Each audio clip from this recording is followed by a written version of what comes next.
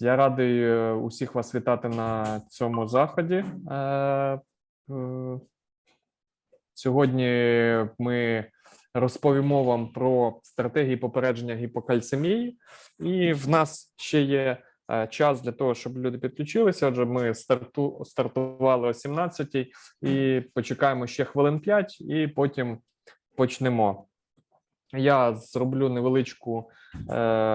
невеличкий вступ про нашого сьогоднішнього спікера, розкажу про нього, і тоді ми почнемо. Також хочу нагадати всім, хто слідкує за нашою Фейсбук-сторінкою, що вчора ми оголосили про конкурс, подібний до того, який був на попередньому вебінарі. І серед учасників вебінару, які будуть задавати питання, ми оберемо найцікавіше запитання, і переможець отримає 80 кальцієвих болюсів, яких достатньо для попередження гіпокальцемії у 20 корів. Тому бажаю, щоб ви були активні в чаті. І безпосередньо після презентації в нас буде сесія питання-відповіді, і ми будемо обирати протягом нашого вебінару запитання, які ми задамо в кінці нашому спікеру.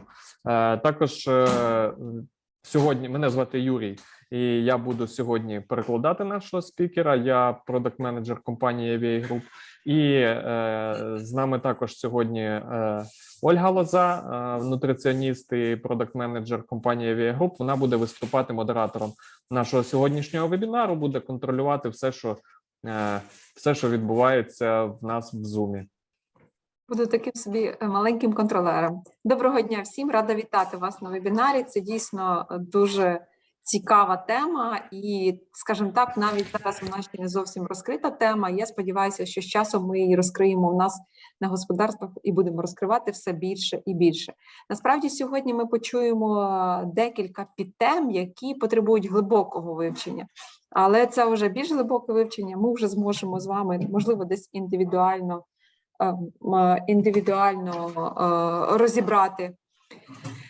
розібрати на господарствах.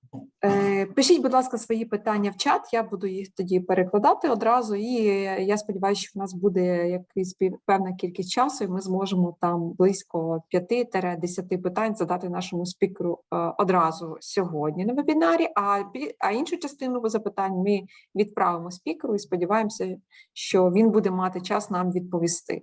Якщо ні, то будемо раді і тим декілька питанням, які він зможе нам відповісти сьогодні саме в чаті. В принципі, в нас все, в принципі, готово. І ми можемо розпочинати через 2 хвилини, я так бачу. Так, Юрій?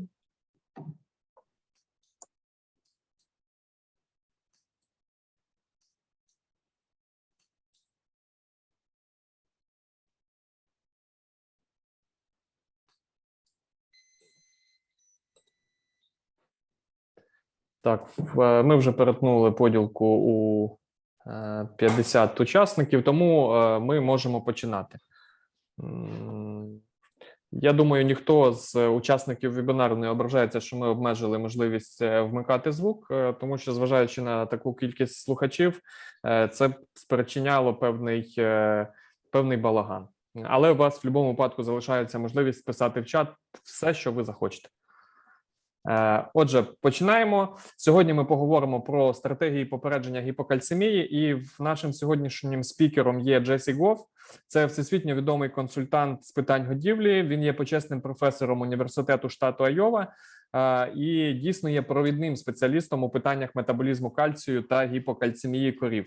Він за свою кар'єру пропрацював як в комерційних структурах, так і в державних структурах, і має дуже величезний досвід. І на даний момент він, можна сказати, працює сам на себе, є незалежним консультантом з годівлі і проводить дослідження наукові в невеликій лабораторії, яку він побудував на своїй невеличкій фермі в Айові.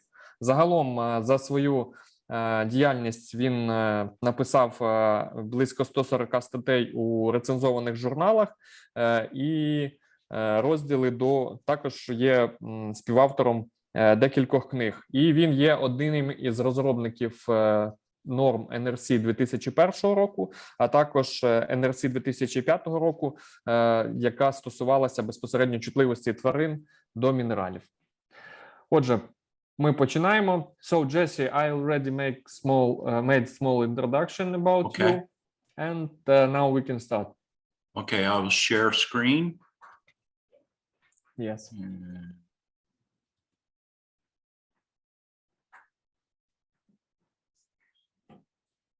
Full screen.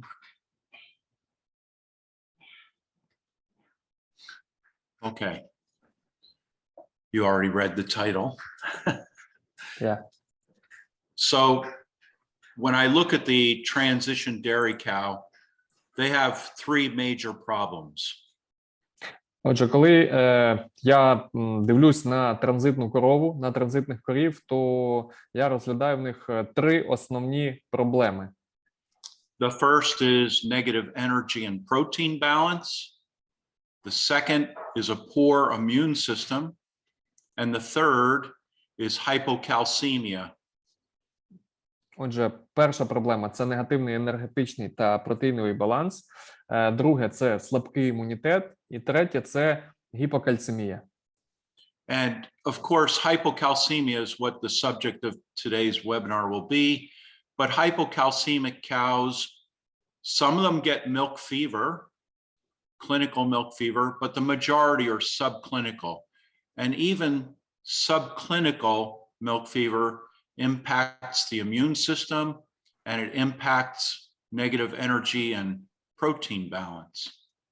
І сьогоднішньою темою безпосередньо є гіпокальцемія, але гіпокальцемія може бути причиною молочної лихоманки або клінічної гіпокальцемії, тому що субклінічна гіпокальцемія зустрічається набагато частіше, але навіть субклінічна гіпокальцемія може бути причиною і зниження імунітету, і негативного енергетичного та протеїнового балансу.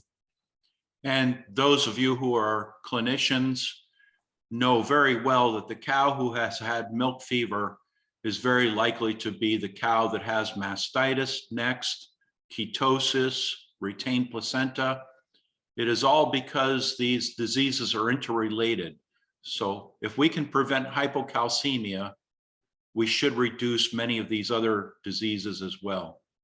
І зазвичай ті корови, в яких проявляється гіпокальцемія, вони мають схильність до виникнення і маститів, і метритів, кетозу, зміщення сечуга, тому що ці всі захворювання, вони пов'язані між собою. І якщо ми зможемо попередити розвиток гіпокальцемії, то ми зможемо попередити розвиток інших захворювань. So why do cows have hypocalcemia? Отже, чому в коров виникає гіпокальцемія? If we look at the dairy cow today, they excrete a lot of calcium out through the mammary gland. Отже, якщо подивитися на корову сьогодні, то вони виділяють через молочні залози значну кількість кальцію. And remember, colostrum has about 2 times as much calcium as regular milk. І пам'ятайте ще й про те, що у молозиві міститься кальцію близько в 2 рази більше, ніж в товарному молоці. The average, at least in the United States, the average dairy cow will increase the demand for calcium by about 30 to 35 grams on the very first day of lactation. І в середньому, якщо взяти середню корову по США, то потреба корови в кальції в перші дні після отелення збільшується на 30-35 грамів. Now, that typically causes a small decrease in blood calcium concentration in just about every cow. І це зазвичай спричиняє незначне зменшення рівня кальцію в крові у майже в кожної корови. And the cow has these glands in the neck called parathyroid glands. And the parathyroid glands sense that there's been a decrease in blood calcium concentration. І в корови є паращитоподібні залози, які чутливі до зниження рівня кальцію в крові. And they begin producing this hormone called parathyroid hormone. І вони починають продукувати паратироїдний гормон. Now, parathyroid hormone will act on the kidney and reduce the amount of calcium lost out in the urine. І цей паратироїдний гормон буде впливати на нирки і знижувати таким чином рівень кальцію в сечі. And it will also act on the bone to cause the bone to release calcium stored in the bone. Також цей гормон буде впливати на кістки або запускати процес вивільнення кальцію з кісток. Тобто зменшувати через нирки, зменшувати втрати кальцію з сечею і через кістки забирати кальцій з кісток. Now, another important action of parathyroid hormone is to stimulate the kidney to take this vitamin D that we feed the cow and convert it into a hormone. And this hormone is called 125 dihydroxyvitamin D. And 125, oh, I'll let you go ahead. І ще одна дія, яку робить паратироїдний гормон, він стимулює перетворення в нирках вітаміну D, який корова отримала з раціоном, на гормон, який називається 1,25-дегідроксивітамін D. Okay. 125 dihydroxyvitamin D should act on the intestinal tract and stimulate active transport of calcium across the intestinal wall. Without vitamin D, very little of the dietary calcium can be absorbed. І цей гормон 1,25-дегідроксивітамін D, він впливає на те, щоб кальцій, який в нас надійшов до кишківника, міг засвоїтись в кишківнику. Якщо не буде цього гормону, якщо в нас не буде вітаміну D, то дуже невелика кількість кальція буде всмоктуватись в кишківнику. So when calcium homeostasis is working properly, we see a small drop in blood calcium, but very quickly the intestine and the bone bring calcium back into the blood, and blood calcium returns to normal levels. І якщо в нас гомеостаз кальцію працює нормально, то за рахунок цієї роботи кишківника, кісток, нирок, тобто за рахунок цієї системи, кальцій, який знизився, дуже швидко повернеться до норми. We would not be having this webinar if it worked properly all the time. В нас би не відбувалось би цього вебінару, якби гомеостаз кальцію працював би завжди нормально і правильно. So why doesn't calcium homeostasis work in some cows? Чому ж він не працює у всіх корів? Або чому він працює не у всіх корів? Some of it is because as cows get older, they lose the receptor for the vitamin D hormone in their intestinal tract. Старші корови або старіші корови з віком вони втрачають рецептори цього гормону вітаміну D в кишківнику. And as cows get older, the bone cells that would be responding to the parathyroid hormone start to disappear. In heifers, there are many cells because they are actively growing, but not in the older cows. Також у старших корів вони гірше реагують на паратироїдний гормон, тому що в них менше клітин, які відповідають за цю реакцію. Тобто менше остеокластів, на відміну від нетелів, в яких цих клітин значно більше через те, що вони продовжують рости. Але старі корови вже не ростуть. Well, I cannot stop cows from getting older. Ми не можемо зупинити, щоб корова не старішала. So we now know that the pH of the blood of the cow will affect whether or not the tissues are able to respond to the parathyroid hormone. І зараз ми знаємо, що pH крові може впливати, що pH крові впливає на якість або швидкість реакції тканин організму на паратироїдний гормон. We now understand a little bit more about the effect of diet potassium. І зараз ми вже більше знаємо про ефект годівлі раціонів з високим рівнем калію. We now know that diets that are very high in potassium cause the diet cation-anion difference to be high as well. Раціони з високим вмістом калію будуть спричиняти те, що дікат або катіон-аніонний баланс раціону також буде високим. This causes the cow to go into a metabolic alkalosis. Це спричинятиме те, що корова буде мати метаболічний алкалоз. And this seems to block the action of parathyroid hormone on those tissues. І це буде спричиняти блокування цього роботи або механізму парагормону у тканинах. And this blocks the action of the kidney to produce 125 vitamin D. І це буде блокувати механізм вироблення нирками 1,25 дегідроксивітаміну D, which blocks intestinal calcium absorption. Що буде в свою чергу блокувати всмоктування кальцію в кишківнику. It also blocks the action of parathyroid hormone on the bone, so we no longer have release of calcium from the bone. Це також буде блокувати ресорбцію кальцію з кісток, тобто ми вже не зможемо забрати кальцій з кісток.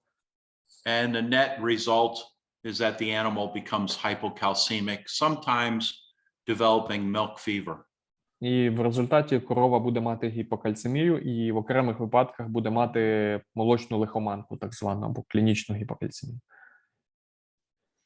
Now, at the cellular level, let's start here with panel A, where the blood pH is normal, and we have lots of magnesium in the diet. Отже, стосовно, коли ми починаємо розбирати, як це відбувається на клітинному рівні, давайте почнемо із цієї панелі А, коли в нас pH крові в нормі і коли в нас достатня кількість магнію в раціоні. And this could be a bone cell membrane or a kidney cell membrane. І це може бути клітинна мембрана кісток чи клітинна мембрана нирок. And there will be a parathyroid hormone receptor on that cell. І також на цій клітині буде знаходитись рецептор паратироїдного гормону. And it is linked to adenyl cyclase, this enzyme that produces cyclic AMP. І він зв'язаний з аденілциклазним комплексом, який в свою чергу вироблятиме циклічний аденозин монофосфат.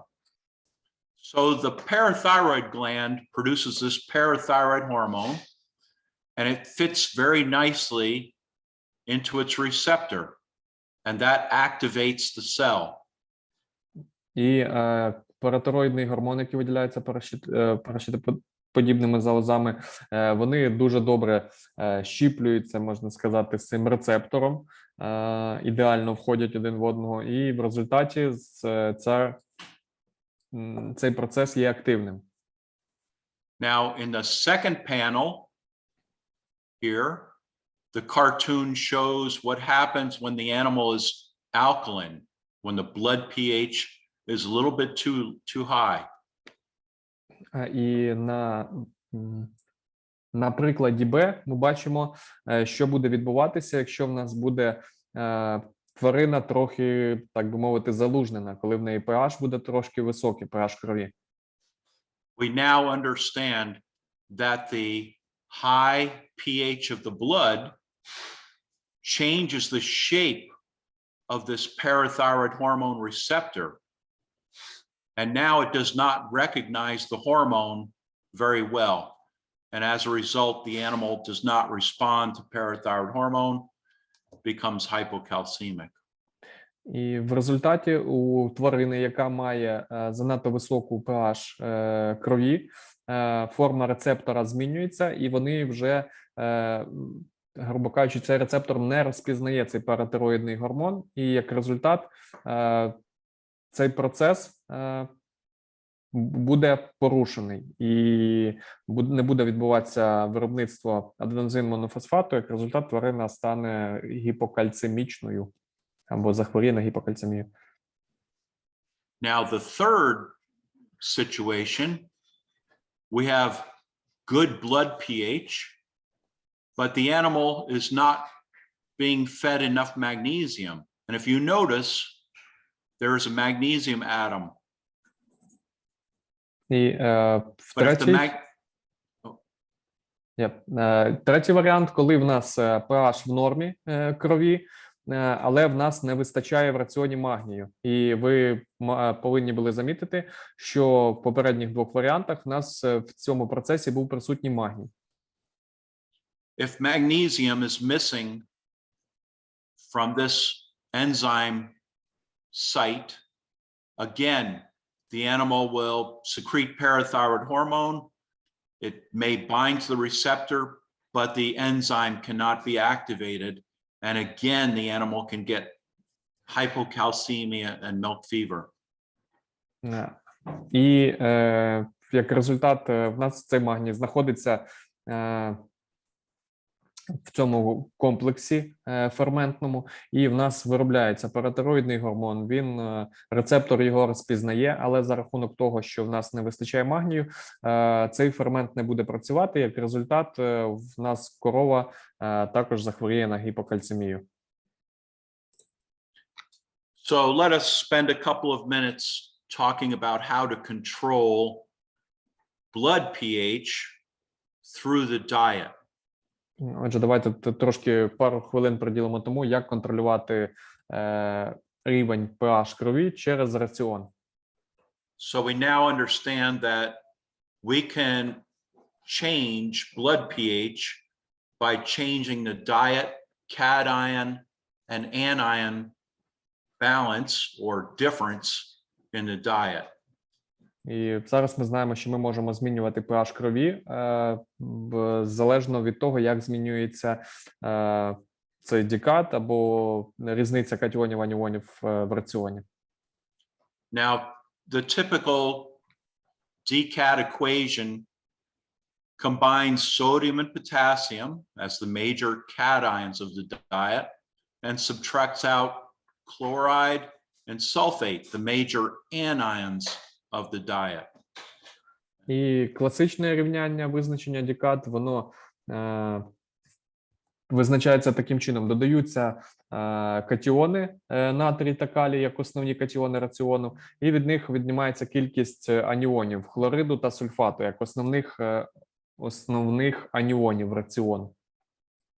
Now we have learned that whenever potassium and sodium are in much higher amounts than chloride or sulfate, these animals are at great risk of developing alkalosis and hypocalcemia.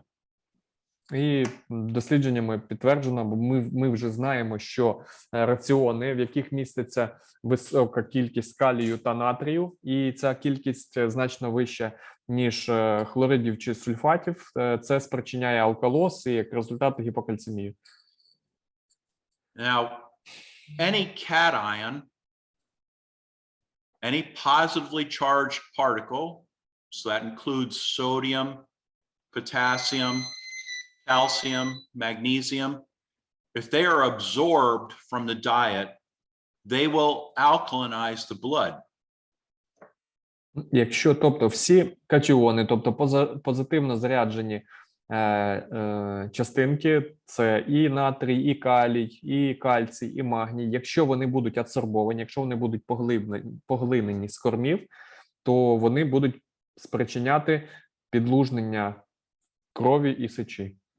Any anion in the diet, negatively charged, so chloride, sulfate, even phosphate is negatively charged. If they are absorbed into the bloodstream, if they are absorbed into the bloodstream, they will cause the blood to become more acidic. І усі аніони, тобто негативно заряджені частинки, хлориди, сульфати, фосфати, якщо вони будуть абсорбовані, поглинені з раціону, вони будуть навпаки підкислювати кров і сечу. Okay. So when we start thinking about ways to prevent milk fever, we should think first about limiting the amount of potassium in the diet. І якщо ми починаємо говорити про те, як нам профілактувати виникнення молочної лихоманки чи гіпокальцемії, то в першу чергу нам потрібно уникати використання раціонів з високим вмістом калію.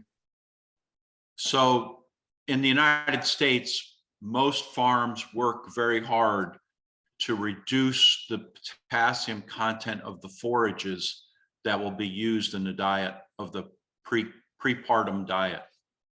І в США дуже багато цьому приділяють уваги, щоб у об'ємистих кормах, які будуть використані для годівлі корів пізнього сухостою, мінімізувати вміст калію. This may be the cheapest and most effective way to prevent milk fever, or at least help reduce hypocalcemia. І, мабуть, це найдешевший і найпростіший спосіб профілактики гіпокальцемії або хоча б зниження кількості проявів гіпокальцемії в корів. So some steps that can be done. You will try to set aside a field to grow forages for dry cows where that field does not receive any manure application or any potassium fertilizer application. Отже, які кроки для того, щоб знизити кількість калію в об'ємистих кормах? Тобто на тих полях, де буде заготовлятися фураж для корів пізнього сухостою, не повинно вноситись органічне добриво, не повинен вноситись гній або добрива, які містять калій. The only warm season grass that is probably available in Europe is corn silage, corn. And corn does not take potassium from the soil the way grasses do. Отже, одна з культур так званих теплого ґрунту – це кукурудза, якщо говорити про Європу. І якраз кукурудза – це та культура, яка не забирає калій із ґрунту. So most of our diets will have 4 to 5 kilograms of dry matter as corn silage. І тому приблизно 4-5 кілограмів сухої речовини раціону корови пізнього сухостою має складати кукурудзяний силос, або може складати кукурудзяний силос. Then we will try to use very mature forages, because as grasses get older, more mature, the potassium level in those forages decreases. Наступним кроком є те, що ми будемо використовувати рослини на пізніших стадіях вегетації, тобто старіші рослини, тому що з ростом рослини, чим рослина старіша, тим менше калію в ній буде міститися. So very often for us, we can find wheat straw that is low in potassium and use that as part of the diet, perhaps 3 to 4 kilograms of dry matter as straw Також у нас можна побачити, тобто в США, використання пшеничної соломи, яка ми побачили, що там низький вміст калію, і зазвичай можна зустріти раціони, в яких міститься 3-4 кілограми сухої речовини саме із пшеничної соломи. Okay. So if we have done all we can with forages, now we must add chloride and or sulfate to the diet to try to reduce the cation-anion difference to help acidify the cow. І якщо ми зробили все, що могли із нашими об'ємистими кормами, то нам необхідно додати до раціону хлориди чи сульфати для того, щоб знизити дікат, і для того, щоб підкислити нашу тварину, підкислити кров та сечу тварин. Our goal is to take the animal from a state of metabolic alkalosis to a state of slight metabolic acidosis. І наша ціль змістити корову із стану метаболічного алкалозу до стану помірного метаболічного ацидозу. So we wish to use the most effective anionic salt. І ми повинні використовувати найбільш ефективні аніонні солі. And it turns out that the sulfate salts are only about 60% as strong as the chloride salts in their acidifying action. І важливо знати, що сульфати за своєю підкислюючою здатністю, сульфати лише на 60% такі ж ефективні в підкисленні, як хлориди. Okay. Now, another big challenge with the use of the anionic salt approach is palatability. And Ще один такий виклик або проблема при використанні аніонних солей – це їх смак. So when the traditional anionic salts were used, such as calcium chloride, magnesium sulfate, ammonium chloride, we had many farms that told us that the cows just would not eat enough diet to really prevent milk fever. And because their dry matter intake was low, they had more problems with ketosis, displaced abomasum. Those were, and even some more problems with their immune system. І тому через те, що вони не смачні, на господарствах, наприклад, ми отримуємо інформацію від господарств, які використовують такі джерела, як хлорид кальцію, сульфат магнію чи хлорид амонію, що корови недостатньо активно споживають такі раціони, бо вони не хочуть його їсти. Як результат, ми не отримуємо того результату, який хочемо, не отримуємо підкислення. Плюс до того, корови споживають менше сухої речовини, як результат в них є більше проблем з кетозами, і зі зміщенням сечова, і загалом із імунною системою. So I have to tell you that I invented a product called Soychlor, which is one of several commercial anion supplements that were developed. And they were developed because they were palatable. І я є одним із розробників аніонної добавки, яка називається Soychlor, однією з які є на ринку, і вони були розроблені через те, що вони смачні. Ну, або через те, що вони смачні. Так. So the next problem with anionic salts is deciding how much anionic salt do I feed? Do I have to worry about under acidification, or can I give too much and cause over acidification of the cow? І ще одне питання: скільки саме аніонних солей я повинен ввести до складу раціону? Чи можливо я не догодовую корів аніонами, і як результат не доотримую підкислення, що мені потрібно, або навпаки згодовую забагато і засильно підкислюю? Now, this slide will take a minute to discuss, but on the x-axis, we have diet cation anion difference, sodium plus potassium minus chloride plus sulfate, starting from about plus 500 and going down to minus 400 milliequivalents per kilogram. Отже, на цьому слайді ви бачите на осі X дікад, і тобто натрій плюс калій мінус хлорид плюс сульфат. І ви бачите, що він починається від плюс 500 і опускається до мінус 400. Now, on the farm, we will use urine pH to decide whether or not we are acidifying the cow properly.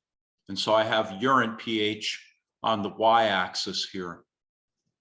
І на осі Y ми бачимо pH сечі, тому що ми використовуємо сечу для того, щоб подивитися, наскільки організм корови реагує на підкислення раціону.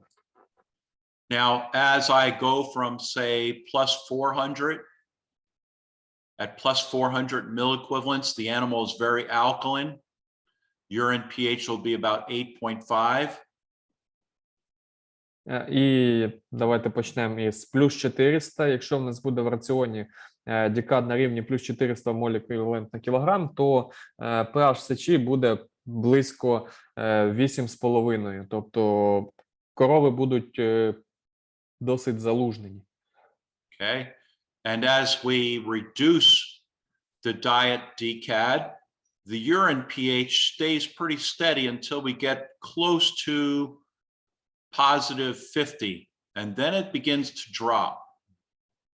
І якщо подивитися, коли ми починаємо знижувати дікад, то pH сечі змінюється не так вже й сильно і починає дійсно знижуватись, коли ми доходимо до показника плюс 50. At a DCAD of 0, so cations and anions are equivalent, we find that the urine pH is very close to the blood pH, about 7.3, 7.4. І коли в нас дікад раціону буде близько нуля, то ми можемо побачити, що pH сечі у нас буде близьке до pH крові, близько 7,3, 7,4. As DCAD goes even lower, let's say around minus 75 to minus 100, we will find the urine pH will be somewhere around 6.2 to 6.5. And this is where we think we get optimal prevention of hypocalcemia. І якщо ми будемо далі знижувати рівень дікад приблизно до мінус 75, мінус 100, то ми зможемо знизити pH сечі до 6,2, 6,5. І саме ці показники ми вважаємо, що це є оптимальні показники для профілактики розвитку гіпокальцемії. We also will find that the dry matter intake is optimal at this level of urine pH. І також ми спостерігаємо, що споживання сухої речовини за такого pH також є оптимальним. Now, some people choose to acidify cows down between 5.5 and 6.0. Деякі люди приймають рішення, щоб опустити pH або підкислити тварину до показника від 5,5 до 6 pH. But what we notice is that as GCAD decreases further, the animal's urine pH becomes quite steady.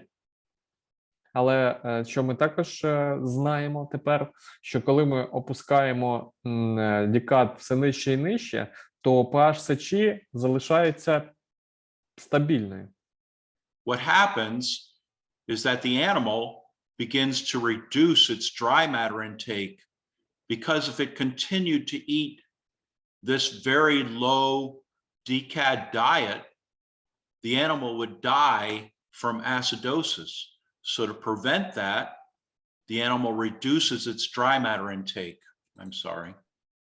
І що ж відбувається? Чому так відбувається? Чому pH сечі залишається стабільним? Тому що за надмірного підкислення корова просто перестає споживати раціон або знижує споживання раціону з таким низьким дікат через те, що якщо вона продовжитиме далі його їсти, то вона просто загине від ацидозу. If you see animals with urine pH down below 5.3, these are animals that are very highly acidified. They will not stay at this level very long because they will stop eating and quickly come back up to this level. So this is an over-acidified cow, in my opinion. І якщо ми візьмемо, наприклад, якщо ми бачимо корів або визначили pH сечі і pH сечі нижче, ніж 5,5, там 5,4, 5,3, то корова недовго буде мати таку pH або знаходитись в цій зоні, тому що вона буде зменшити споживання і буде повертатися до показника трохи вище. І, на мою думку, це занадто надмірно підкислений раціон. So you may ask, why do I say that the optimal urine pH is somewhere around 6.2 to 6.5? Ви можете спитати, чому я вважаю, що оптимальне підкислення саме за показника pH сечі 6,2-6,5? This is a slide that shows the urine pH versus the lowest blood calcium concentration recorded in a cow.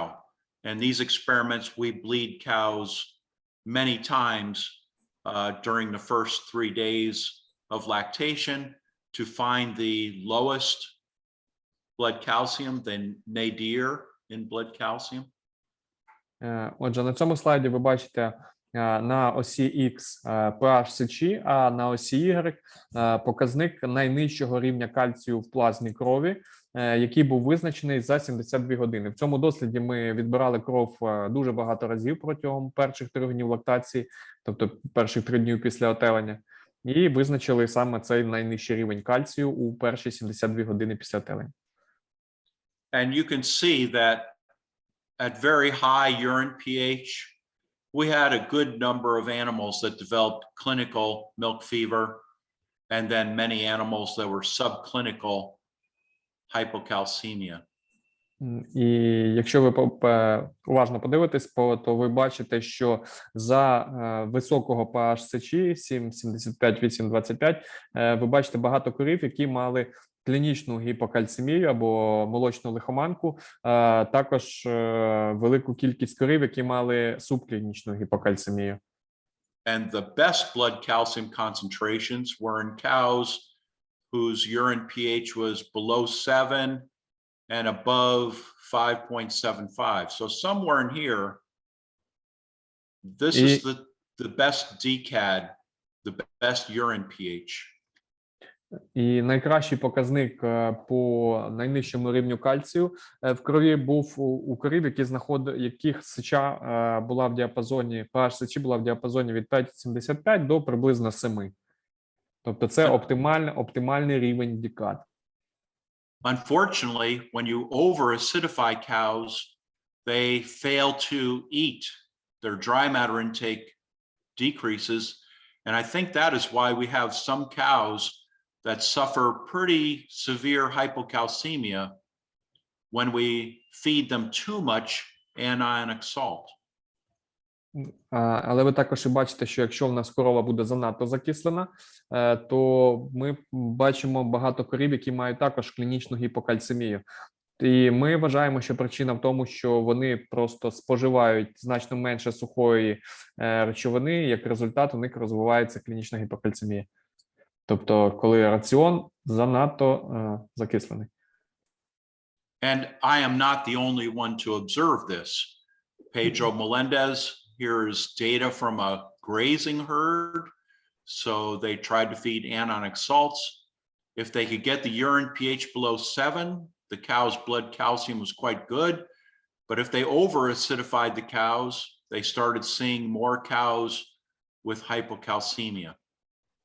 І не я один це побачив у своїх дослідженнях. Також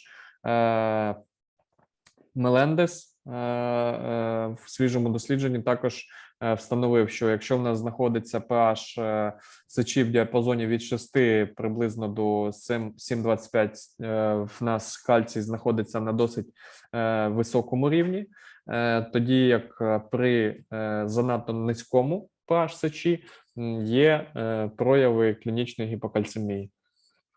Melendez also reported that cows with urine pH less than 6 had a higher rate of stillborn calves. That is unusual, but that is what he reported. Також цей дослідник Мелендес, він у публікації говорить про те, що серед корів, які мали pH сечі менше ніж 6, було більше мертвородів. Це досить незвичайно, але це ті дані, які він опублікував. So the take-home message that you should remember is that we do not get better blood calcium the lower the urine pH. There are some meta-analyses that suggest the lower the urine pH, the better the blood calcium. But that does not seem to be true. There is an optimal urine pH, probably between 6 and 7. And anywhere in there, we have good blood calciums. Outside that range, things don't work as well. І який висновок можна зробити з цього, або що потрібно запам'ятати, що в нас є певні межі, в які ми маємо втримати pH сечі, тому що не можна сказати, що чим краще буде, чим нижче я зможу опустити pH сечі корови, тим краще буде рівень кальцію після отелення. Хоча є певні дані, певні метааналізи, які говорять про це, про таку тенденцію, проте насправді є певний оптимум. І цей оптимум знаходиться десь в межах від 6 до 7, і забезпечивши pH сечі в цьому діапазоні, в нас будуть позитивні результати. За межами цього діапазону в нас будуть проблеми. So what could you expect if you were to feed anionic diets to a cow in terms of changing blood calcium concentration around the time of calving? Отже, що ви можете очікувати по рівню кальцію в крові під час отелення, або дні до та після отелення, використовуючи аніонні солі, аніонні добавки? Now, this is an experiment where Soychlor was used as the anionic salt. And it was fed to 3rd and 4th lactation cows. Це результати досвіду, коли коровам згодовували аніонну добавку Soychlor, і цю добавку згодовували коровам 3-ї та 4-ї лактації. And this diet was formulated to have urine pH around 6.5 to 7. І раціон був розроблений таким чином, або була введена така кількість добавки, щоб pH сечі знаходилась в межах 6,5-7.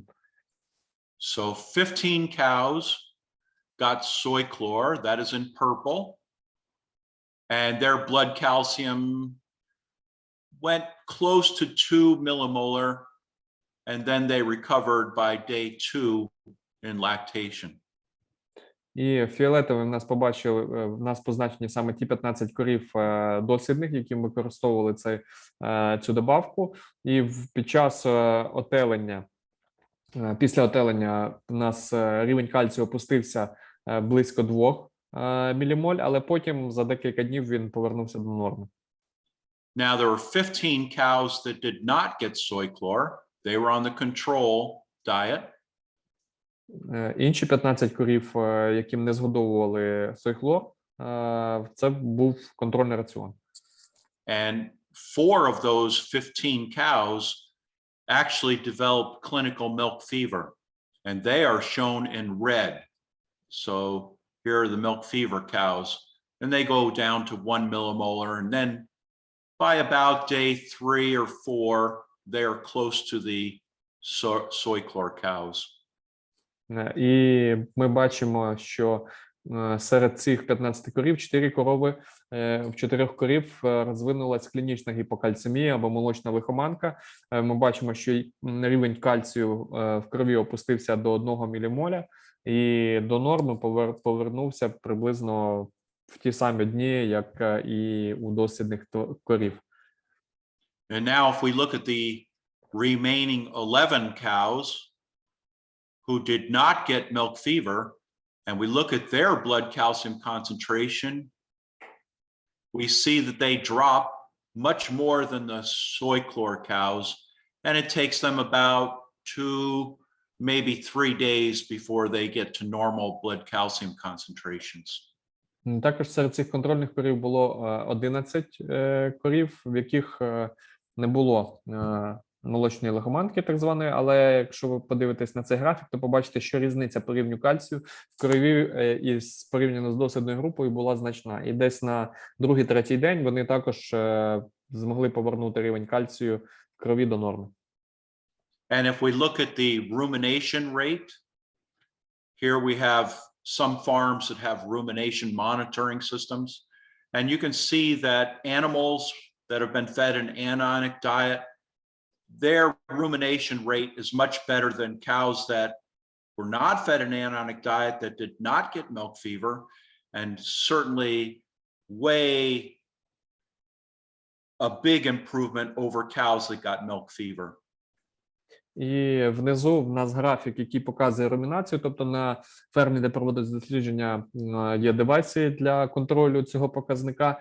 І ви бачите, що фіолетовим позначені дослідні корови, в них показник жуйки був кращий, ніж у корів, яким не згодовували аніонну добавку, незважаючи на те, корова мала гіпокальцемію чи не мала, тобто і зелені, і червоні. Тобто показник румінації порівняно з контрольними коровами, в яких не розвивалась гіпокальцемія, був трохи вищий, і значно вищий показник порівняно з коровами з гіпокальцемією. Just as another interesting note, rumination monitors are becoming very popular here in the United States. They are still a little bit expensive, but you can detect animals with many subclinical diseases much better than I can do as a veterinarian. The machine, the robot, will detect rumination changes long before I can do it as a veterinarian. І зараз, ще одна така штука, що зараз все більше і більше популярнішими в США стають девайси для контролю жуйки тварин. І ці девайси, незважаючи на те, що вони досить дорогі, але це дуже хороший інструмент для того, щоб виявити велику кількість субклінічних хвороб або прихованих так званих проблем задовго до того, як це може зробити Джесі як ветлікар. Тобто зміну у жуйці робот або ця машина розпізнає набагато раніше, ніж ветлікар. That is very sad to me because I have been defeated by a computer again. І Джесі дуже сумно через це, тому що він уражений комп'ютером або потерпів поразку перед комп'ютером знову. So as we look at this DCAD equation, the very first equation, DCAD1, which is the most popular, fails to take into account that chloride is a stronger acidifying agent than sulfate. І традиційне рівняння DCAD, яке позначене DCAD1, і яке найпоширеніше і найчастіше використовується, але воно, на жаль, не враховує того, що хлориди мають підкислюючу силу вищу, ніж сульфати. We think that if you use the DCAD2 equation, which gives a discount for sulfate, this makes more sense biologically and gives you a more accurate target for your DCAD of the diet. Якщо ви будете використовувати рівняння номер 2, то яке буде враховувати цю різницю, то це буде більш біологічно правильно, і таким чином ви зможете більш точніше розрахувати ваш раціон по показнику DCAD. For instance, here is our good spot between 6.2 and 6.5 with DCAD1 equation with traditional anionic salts. Our target would be about minus 125 milliequivalents per kilogram. With DCAD2 equation, it would be minus 70 milliequivalents per kilogram. І якщо ми візьмемо цих корів на цьому графіку, які мають pH сечі якраз в тих межах, які ми хочемо, 6,2, 6,5, то такий рівень pH буде забезпечений за використання традиційних аніонних солей при рівнянні 1 – 125, мінус 125, а при рівнянні 2 – мінус 70.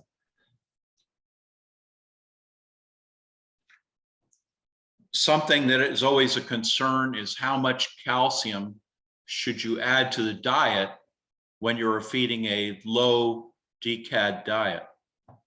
Ще одне питання: скільки кальцію повинно бути в раціоні, якщо я використовую раціони з низьким DCAD?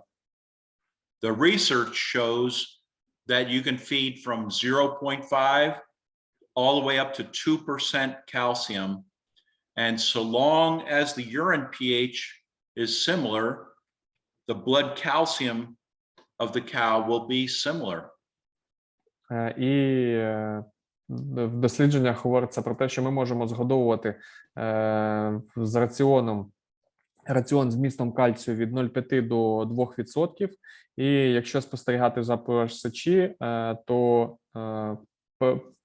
зміни pH сечі будуть подібні до зміни pH крові, рівня кальцію в крові. The only thing you have to remember is that if you go to 2% calcium in the diet, you will be adding calcium carbonate or limestone. And remember, that is alkalinizing. So if you wish to go to very high calcium diet, you will probably have to spend more money on anionic salts to get to the same urine pH, because calcium is a cation, and if it is absorbed, it alkalinizes the blood. Але пам'ятайте, що коли ви піднімаєте рівень кальцію до 2, то ви зазвичай це робите за рахунок використання карбонату кальцію чи крейди, і що є підлужнювачем. І в результаті вам потрібно буде витратити більше грошей на аніонні солі, тому що вам потрібно буде більше цих дати аніонів, щоб опустити pH сечі до того рівня, який необхідно, тому що кальцій буде виступати підлужнювачем, тобто він є катіоном. So, at the end of the day, what can we expect to see in the cow's performance when they're fed an anionic diet?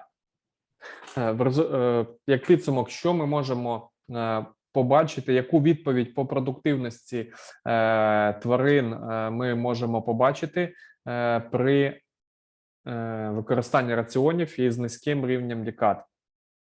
This meta-analysis performed in 2019 demonstrates that the cows fed anionic diets will have less milk fever, improved blood calcium at calving.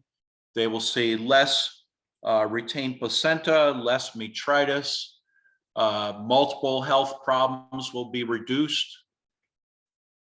І метааналіз, який був проведений у 2019 говорить, вказує на те, що корови, які споживали раціон із нижчим рівнем дікат, вони мали менше проявів гіпокальцемії, мали кращий рівень кальцію в крові, зниження таких проблем, як затримка плаценти, метрити і загалом менший ризик виникнення численних проблем зі здоров'ям.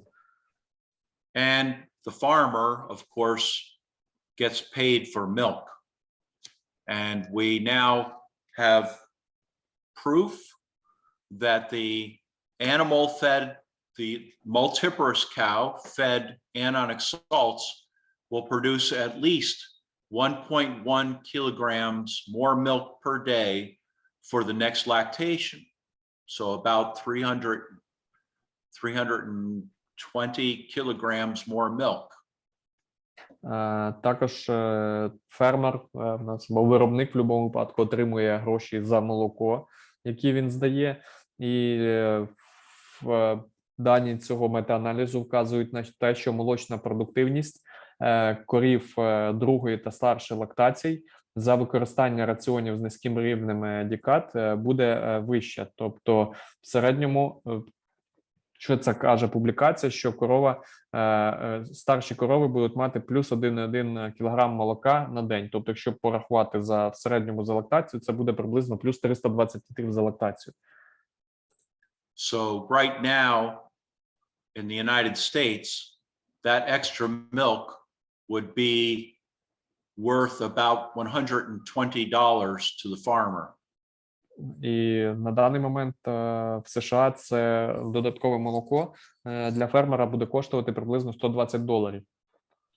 And feeding commercial anionic supplements will cost about $20.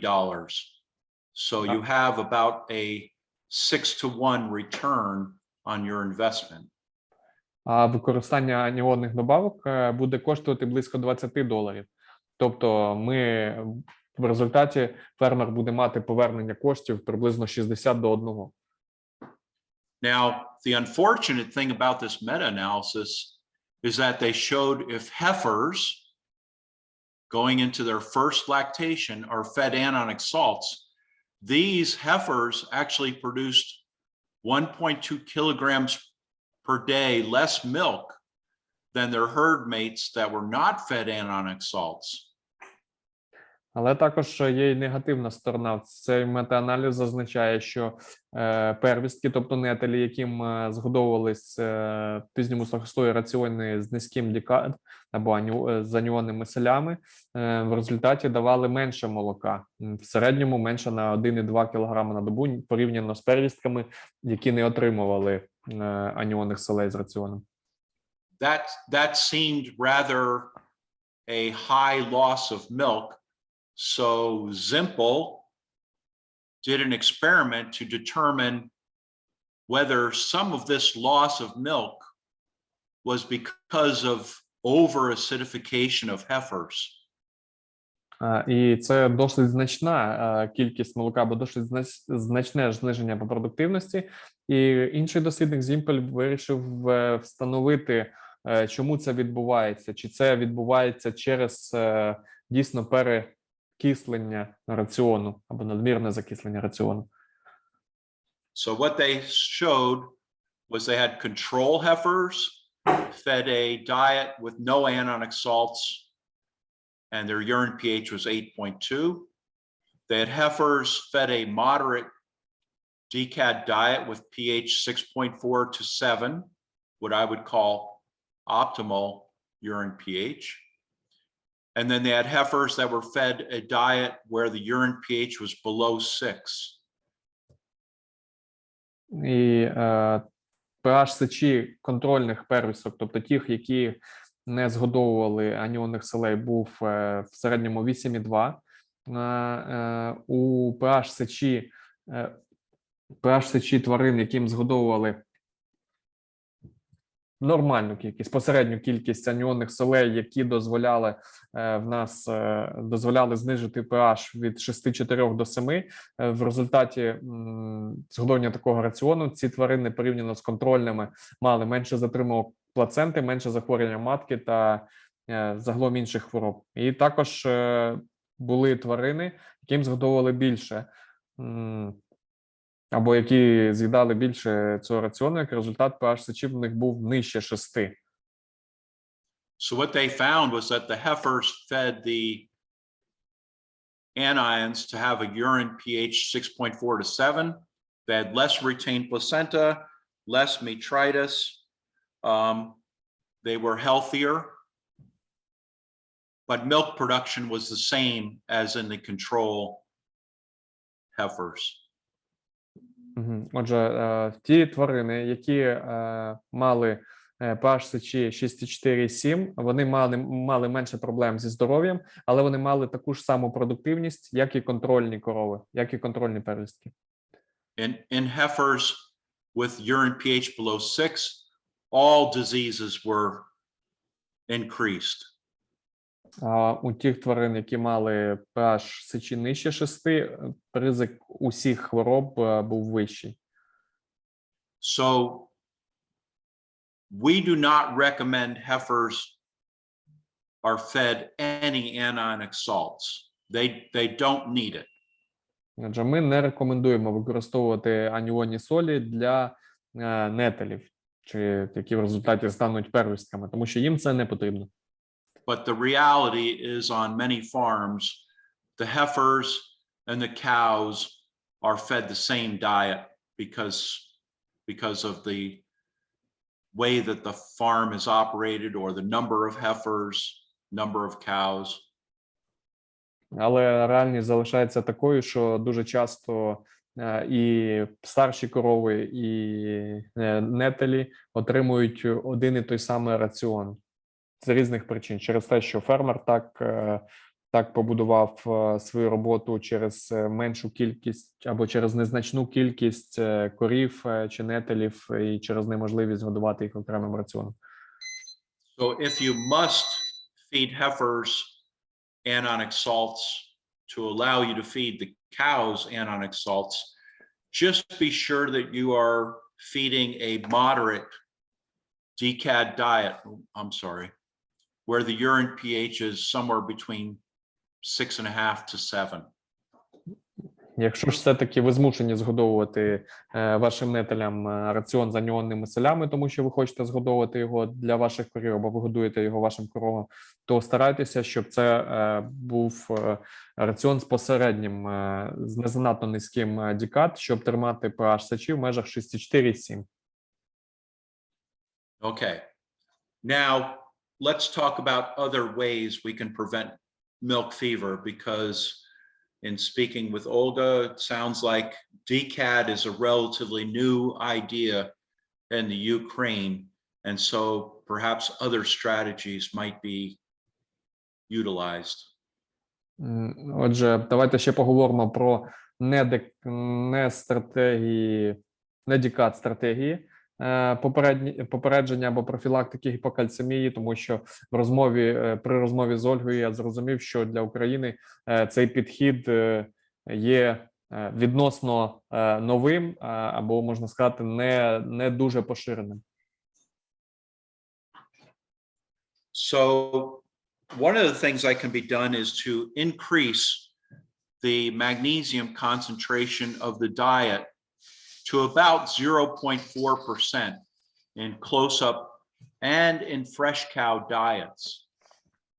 Ще одна річ, яку ми можемо зробити, це знизити рівень, забезпечити рівень магнію у раціонах пізнього сухостою та новотільних корів на рівні близько 0,4%. And remember, we discussed a little bit about the importance of magnesium. When magnesium is not present in the animal's blood, we also can have milk fever occur because parathyroid hormone will not work properly on the tissues. І пам'ятайте, що ми з вами говорили, якщо в нас недостатня кількість магнію в крові, то паратироїдний гормон не буде нормально працювати в тканинах. To make sure we have the magnesium correct, we need to feed a very good magnesium source, one that is very bioavailable, and we need to feed enough of it. І щоб бути впевненими, що ми даємо достатню кількість магнію, що в нас в раціоні достатньо магнію, нам треба обрати правильне джерело, тобто те джерело, яке дійсно буде біодоступним для корови, тобто магній буде засвоюватись. Плюс ми повинні згодовувати його в достатній кількості. So when we look at magnesium sources and we look at the pre-calving diet, the prepartum diet, if you are using anionic salts, you are likely feeding magnesium sulfate or magnesium chloride already. And those are very available magnesium sources. І якщо дивитись на джерела магнію, якщо ви використовуєте в якості аніонів магній сульфат чи магній хлорид, то крім дії аніонної, він також є джерелом магнію, і магній в цих сполуках є досить доступний. Now, perhaps if you are not using an anionic diet, you will be feeding mostly magnesium oxide, and magnesium oxide creates some problems for the cow. And certainly, okay, I'll let you do that. Але якщо ви, наприклад, не згодовуєте аніонних солей, але згодовуєте магній, то зазвичай ви використовуєте оксид магнію, і це створює проблеми. So in our country, we feed magnesium oxide after calving. And this is where the problem for us occurs, is in the first 4 or 5 days of lactation, we see hypomagnesemia. In part, it is due to poor magnesium oxide sources. І зазвичай в США ми годуємо оксид магнію вже після отелення. І те, що ми бачимо в перші дні після отелення, що в нас в багатьох корів є гіпомагніємія через те, що в нас недостатньо якісний цей магній. Тобто, він не засвоюється. Magnesium oxide can be great for lactating cow diets.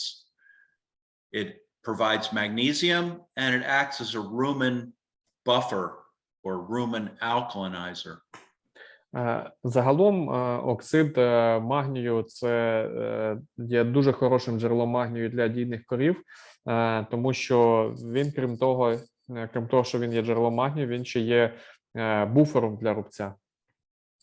Unfortunately, not all magnesium oxide that is being sold to farmers is of a good quality.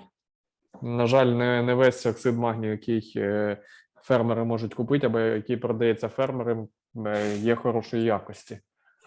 And I will pick on another country. We are getting lots of magnesium oxide from China, and it is very cheap. But unfortunately, the quality is often very poor. І так, наприклад, якщо говорити про іншу країну, ми купували оксид магнію у Китаї через дуже низьку ціну, але поруч із дуже низькою ціною і дуже низька якість. So how can you test to see if the magnesium oxide you are using primarily for your lactating cows is a good source of magnesium and a good rumen buffer? Отже, як же ж перевірити оксид магнію, який ви згодовуєте вашим коровам, на те, наскільки він є доступним, наскільки він є хорошим джерелом магнію для вашої дійної корови і наскільки він є хорошим буфером? So this is a very simple little field test that you can do. Отже, це дуже простий, так званий польовий тест, який ви можете зробити. Take 3 grams of magnesium oxide and put it into a test tube or a cylinder. Отже, відважте 3 грами оксиду магнію і покладіть, наприклад, в колбу. Add 40 milliliters of 5% acetic acid, which is, in this country, it is what is sold to people as white vinegar. It is used for cooking and for preserving cucumbers, to make pickles. So it is very available in all of our grocery stores, 5% acetic acid called white vinegar. In Ukraine, we have mostly 6 or 9%. Okay, well, you may have to adjust a little bit for that. It's really higher, huh? Yeah. Okay. We like more acids in our feed, in our food. So if it is 6%, you will use 40 times. Hang on, I can figure this out. Anyway, it'll be 5/6 of 40, whatever that works out to. So somewhere around 37 mils, 36 milliliters. Отже, необхідно додати 40 мл 5% оцтової кислоти, і в США це саме той оцет, який продається в супермаркетах, який використовується для приготування їжі, для консервації огірків. І я йому сказав, що в нас зазвичай це 6 або 9% оцтової кислоти, оцет, то він говорить про те, що можна просто трошки підкоригувати. Якщо це 6% оцтова кислота, то це десь приблизно 36-37 мл. So cap the container and shake it well for about 30 seconds, and then let it sit for 30 minutes and check the pH.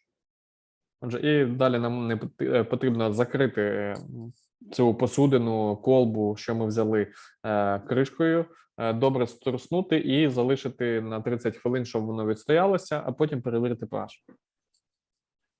So vinegar, at least our vinegar, will have a pH of about 2.6 to 2.8. Американський оцет буде мати pH приблизно 2,6-2,8. And yours will be very similar. And Український буде дуже близький. And then the very good magnesium oxides will raise the pH above 8, maybe even 8.2. І хороший оксид магнію підніме pH понад 8, можливо, навіть до 8,2. And unfortunately, many of the magnesium oxides on the market will be about 3.5 to about 5.5. They are not very bioactive. Але насправді більшість оксиду магнію, який є на ринку, він підніме приблизно від 3,5 до 5,5, тобто біодоступність його досить низька. So remember, you're doing this in lactating cow diets to help buffer the rumen. І пам'ятайте, що ви використовуєте магній в раціоні дійних корів для того, щоб здійснити буферну дію в рубці. And pH is a logarithmic scale. А pH – це логарифмічна шкала. So if I go from pH 3.8 to 4.8, that is a 10-fold difference. 4.8 to 5.8 times 10 is 100-fold difference. 5.8 to 6.8 times 10 is 1,000-fold. And 6.8 to 7.8 times 10, that's a 10,000-fold difference in buffering action and that translates into an increase in bioavailability as well. І важливо розуміти, що це логарифмічна шкала, тобто, якщо ми змінюємо pH із 3,8 до 4,8, то це 10-кратна різниця. Якщо з 3,8 до 5,8, то це вже 100-кратна різниця. Якщо до 6,8, це 1000-кратна, і так далі, і так далі. Тобто, ця різниця – це різниця у буферній дії. І це можна трансформувати і так само в біодоступність. So another thing that can be done, in addition to keeping magnesium high, is to try to keep phosphorus in the diet as low as possible. The animal only requires 0.23% phosphorus. Many of our diets will be about 0.3 to 0.35% phosphorus. We wish to keep it as low as we can get it. Ще один підхід поряд із достатнім рівнем магнію – це утримувати низький рівень фосфору в раціонах, тому що потреба корови у фосфору приблизно 0,23%. Зазвичай в раціонах, що ми згодовуємо, це 0,3-0,35. Тобто наша ціль – згодовувати з раціоном як можна менше фосфору. We now know that there is such a thing as phosphorus homeostasis. Також ми зараз знаємо ще одну річ, як гомеостаз фосфору. And 125 dihydroxyvitamin D controls the absorption of both calcium and phosphorus.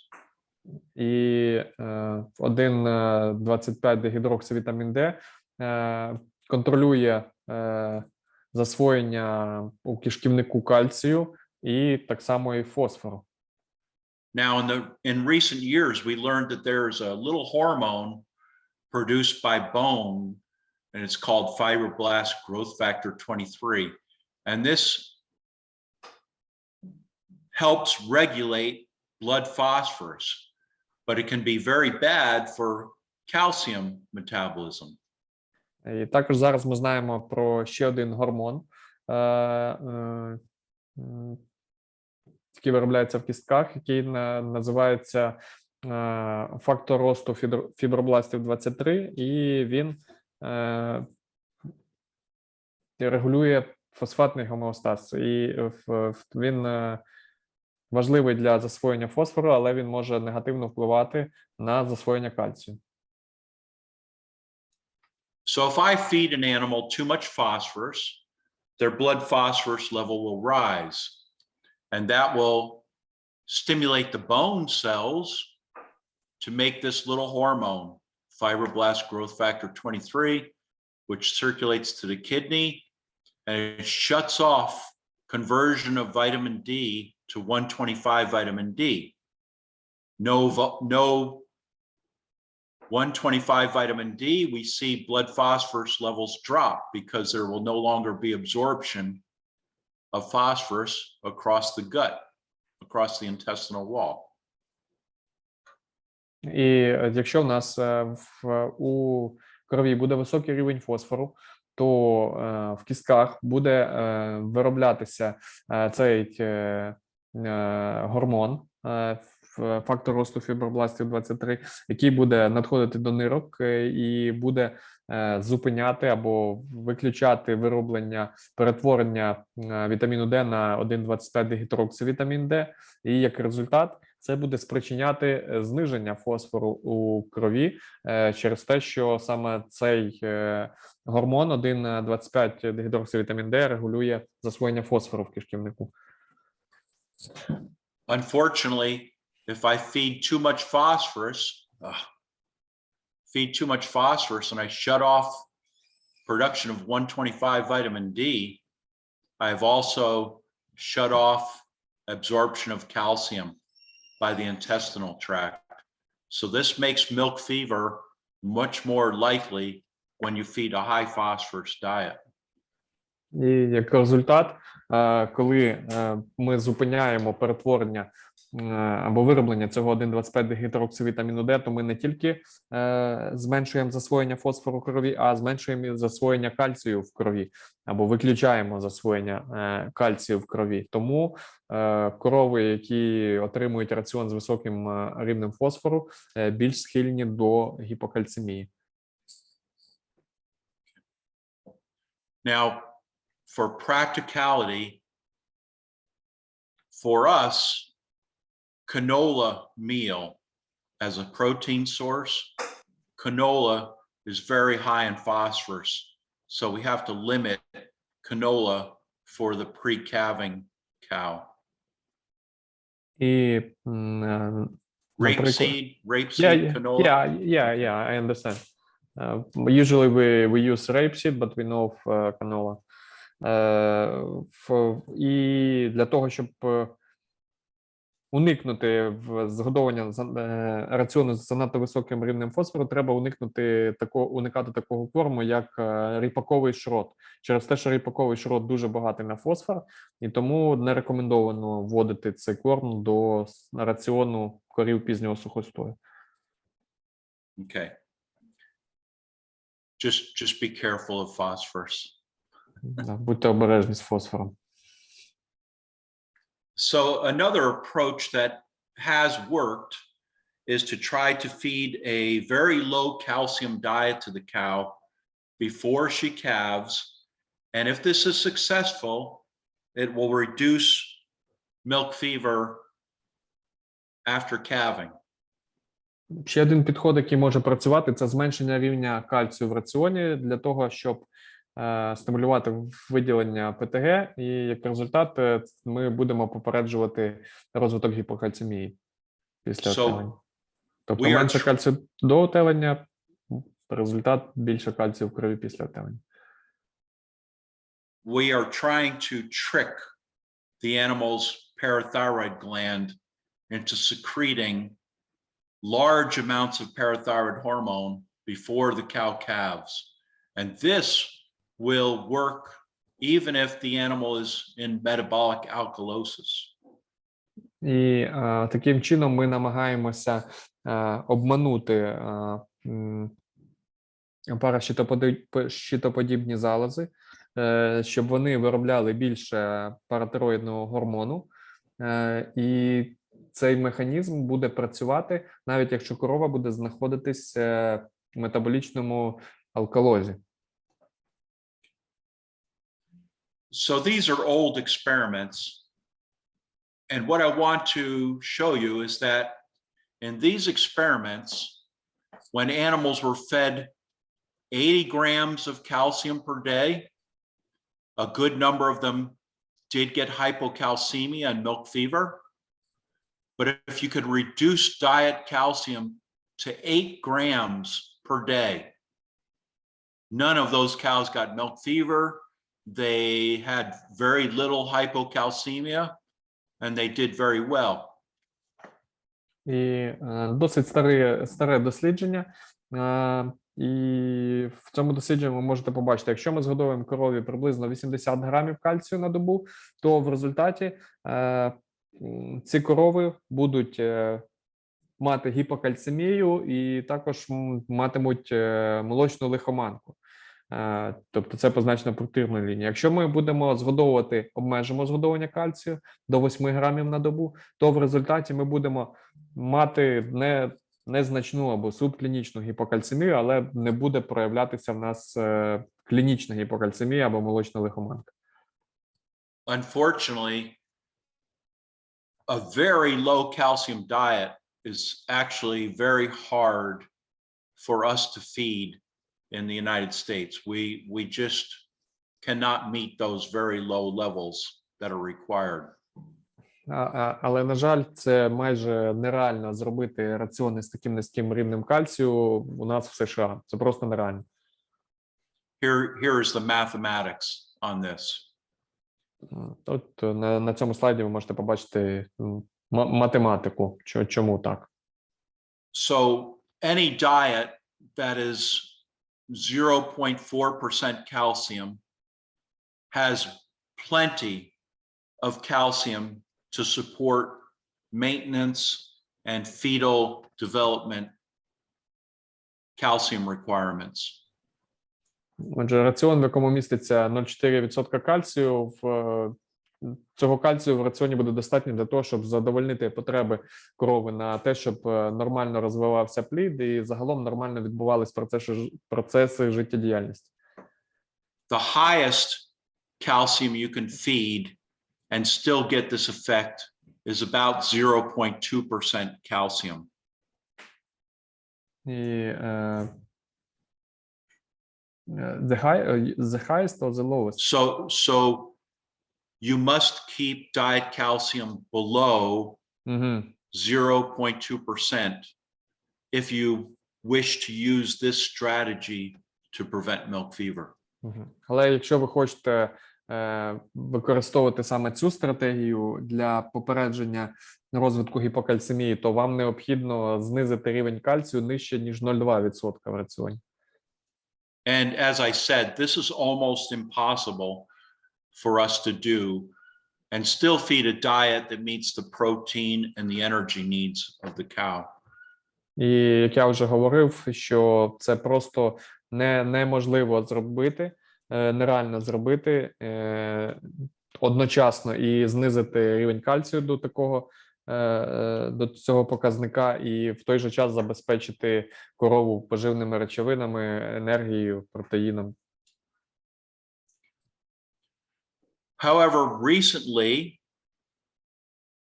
the Danish veterinarians have developed a product called zeolite.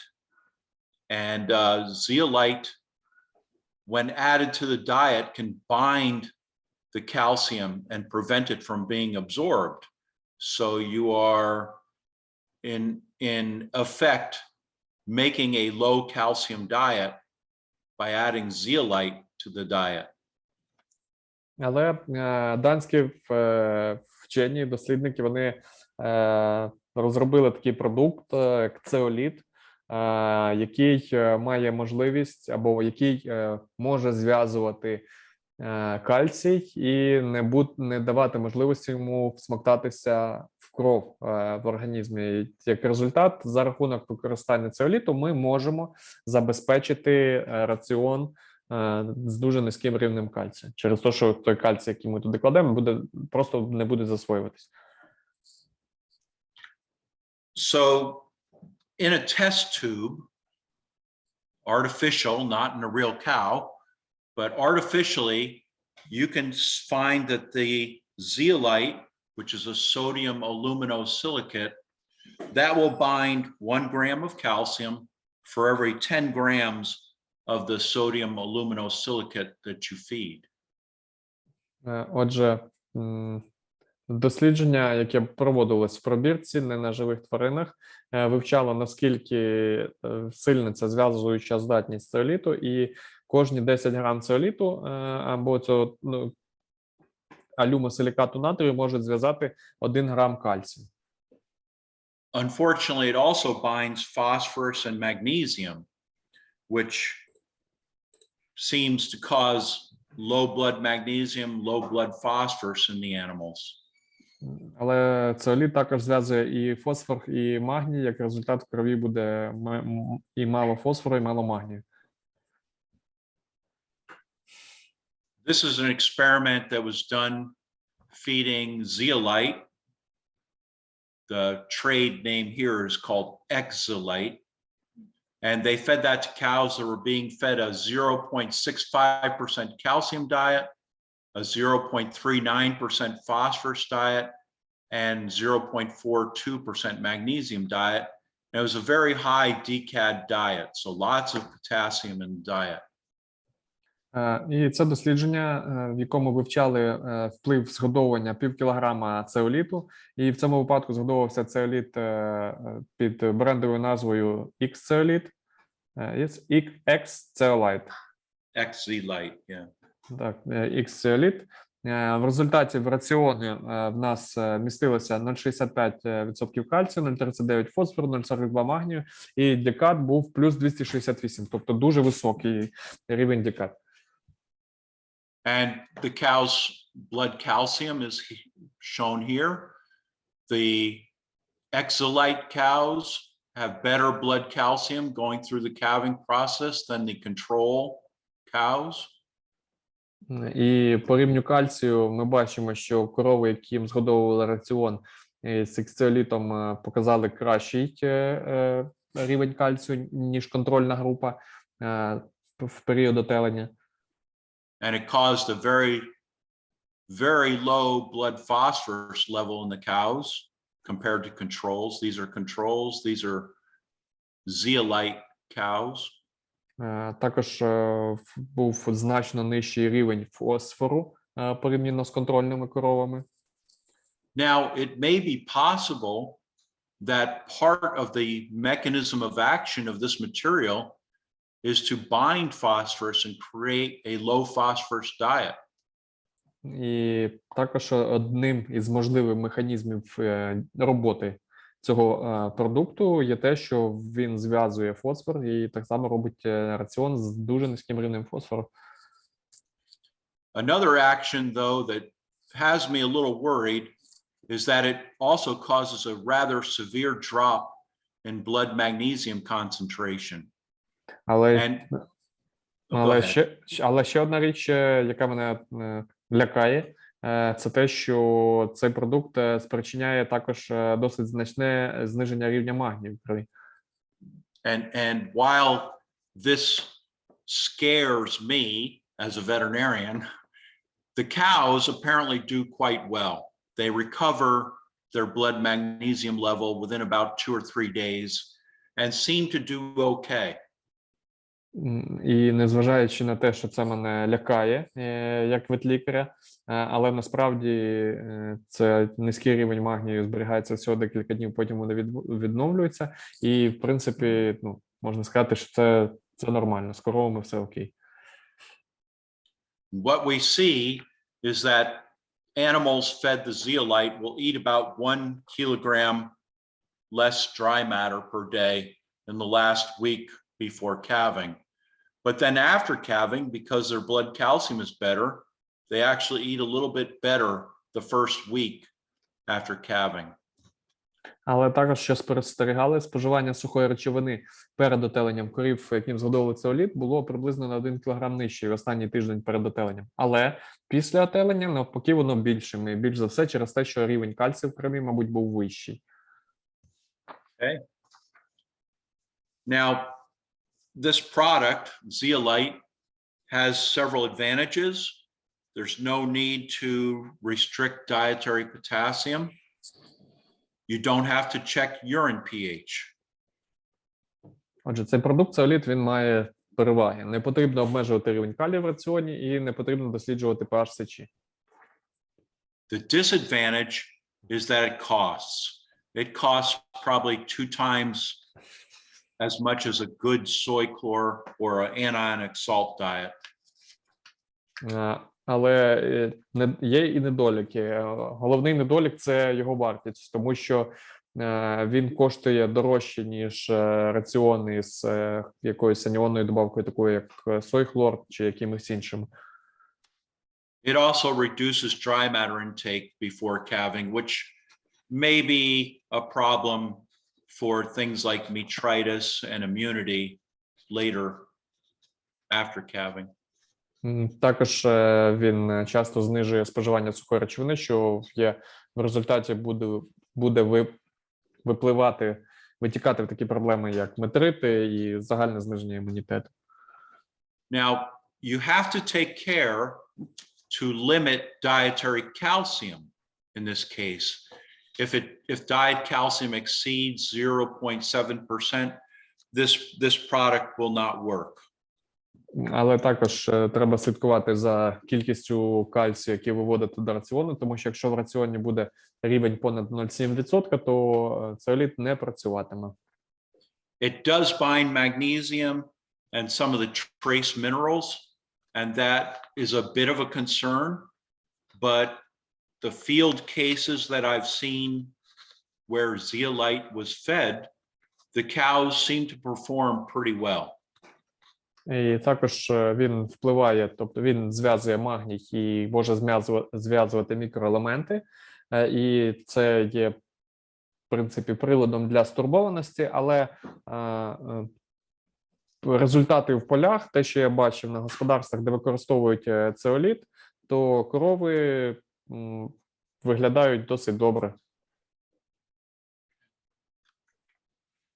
The next thing we can talk a little bit about are vitamin D compounds. And as a rule, I'm going to say giving vitamin D, vitamin D3 or vitamin D2, giving large doses of this intramuscularly or orally is a bad idea. Отже, ще трошки поговоримо про ще один спосіб – це використання вітаміну Д. І, як правило, я завжди говорю про те, що використання вітаміну Д3 чи вітаміну Д2 через внутрім'язеве введення або перорально – це дуже погана ідея. It is a bad idea because the dose that is required to prevent milk fever is very, very close to the dose that would cause toxicity. І це погана ідея через те, що доза, яка буде достатньою для того, щоб попередити розвиток гіпокальцемії, є дуже близькою до дози, яка буде для корови токсичною. Now, some of the metabolites of vitamin D have also been used for milk fever prevention. Також деякі метаболіти вітаміну Д можуть бути використані для профілактики гіпокальцемії. The first one is 25-hydroxy vitamin D. Перший з них – це 25-гідроксивітамін Д. Sometimes called calcifediol.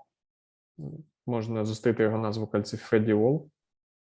And that product, unfortunately, there is no evidence that administering this compound, either feeding it or injecting it, will prevent milk fever or help with hypocalcemia. Але насправді немає доказів, що введення цього продукту, цієї речовини до отелення покращить статус кальцію в крові корови після отелення, тобто, що він дійсно буде працювати як профілактичний захід проти гіпокальцемії. Now, the next compound is 1,25-dihydroxyvitamin D, which is the active hormonal form of vitamin D. Ще один метаболіт – це 1,25-дигідроксивітамін Д, що є активним гормоном вітаміну Д. And this will strongly upregulate intestinal calcium absorption. And if you give it before the cow-calves, you will find that this is very effective at preventing milk fever. І він інтенсивно регулює всмоктування кальцію в кишечнику, і якщо вводити його перед отеленням, то багато досліджень стверджують, що це дійсно попереджує розвиток гіпокальцемії. But if you give a dose of 125 vitamin D to a cow and she does not calve within 7 days, you have to give her another dose. And when you give her the second dose, there seem to be more problems associated with her developing milk fever, not at calving, but about 6 or 7 days after she calves. You have destroyed her calcium homeostasis system. Але при використанні 1,25-дигідроксивітаміну Д дуже важливим є час введення. Тобто, якщо ми ввели цей препарат і корова через 7 днів не розстелилася, то нам потрібно вводити ще одну дозу. І як результат ми матимемо проблему з гіпокальцемією, але не під час отелення, а через 7 днів, умовно, після отелення, тому що ми таким чином за рахунок введення цього гормону руйнуємо гомеостаз кальцію корови. Now, 125-dihydroxyvitamin D is not available for use right now. І на даний момент 1,25-дигідроксивітамін Д недоступний для використання. However, there are analogs or forms of 125 vitamin D that right now in the European Union, it is legal to use. And those come from a plant in South America that has 125 vitamin D bound to glucose within its leaf. Але на даний момент є певні аналоги форми 1,25-дигідроксивітаміну Д, які є легальними до використання у Європі. Вони виробляються з рослин з Південної Америки, і це комплекс, який беруть із листків певних рослин, там, де цей дигідроксивітамін Д зв'язаний із глюкозою. Now we'll talk a little bit about oral calcium drenches and boluses. Також поговоримо трохи про пероральні препарати, тобто дренчування препаратами кальцію, болюси. And then we will say whether we should give every cow, just give her intravenous calcium when she calves. І також ще поговоримо, чи необхідно нам кожній корові після отелення вводити кальцій внутрішньовенно. This is an experiment that we did many years ago now. We gave either 50 grams of calcium as calcium chloride or 100 grams of calcium chloride to animals as a drench. Отже, досить старе дослідження, в якому ми згодовували або дренчували корів 50 грам кальцію після отелення або 100 грамів кальцію після отелення у вигляді хлориду кальцію. Now, you can raise blood calcium rather rapidly, but it only lasts for about 5 or 6 hours, and then it is gone. With a larger dose, you can make it last a little bit longer, but not much more than 8 or 10 hours. Отже, за рахунок введення таким способом кальцію, якщо ми вводимо 50 грамів, то ми можемо досить сильно підняти рівень кальцію, але він дуже швидко знижується і десь опуститься за 6 годин. Якщо ми введемо більшу дозу, то рівень кальцію в крові буде трохи довше підвищений. Але не більше 10 годин. Sorry. Yeah. Now, drenching cows, farmers hate to do it. It is lots of labor to pump fluids into a cow through a stomach tube. Але дренчувати корів фермери не люблять, тому що це багато роботи. Нам треба накачувати рідину в корову, в рубець. So that has led to the development of these calcium boluses. And these pills or boluses are very easy for the farmer to administer to the cow when she calves or maybe before she calves. І в зв'язку з тим, що дренчувати корів – це напряжно, розробили такі продукти, як болюси, або, можна сказати, такі таблетки з кальцієм, які необхідно вводити або одразу після отелення, або перед отеленням. І що набагато простіше і легше порівняно з дренчуванням. Most of the boluses that are on the market are made from calcium chloride as the primary calcium source. And they usually have between 35 and 40 grams of calcium as calcium chloride. Зазвичай переважна більшість кальцієвих болюсів, які зустрічаються на ринку в США, вони мають джерелом кальцію, там виступає хлорид кальцію, як найпоширеніше джерело, і містять кальцію приблизно від 30 до 40 грамів в одному болюсі. And this is what we will typically see in the cows when we give boluses. Control cows At calving, they might have 7.7 milligrams per deciliter of calcium in their blood. They fall to about 6.5, and by 12 hours, they are close to where they started, about 7.5 milligrams per deciliter. І що ми можемо бачити, тобто корова під час отелення матиме десь близько 7,5 мг на децилітр кальцію. Після отелення він опуститься десь до 6,5, і за 12 годин він повернеться до рівня десь 7,5, трошки вище. Okay, and some of these cows actually do get milk fever. І певна кількість цих корів дійсно матимуть молочну лихоманку чи клінічну гіпокальцемію. Now, when you give them a calcium bolus, their blood calcium rises a little bit, but by 12 hours, they are the same as if they had not gotten a bolus. І якщо ми ведемо болюс кальцієвої крові, то ми зможемо підвищити рівень кальцію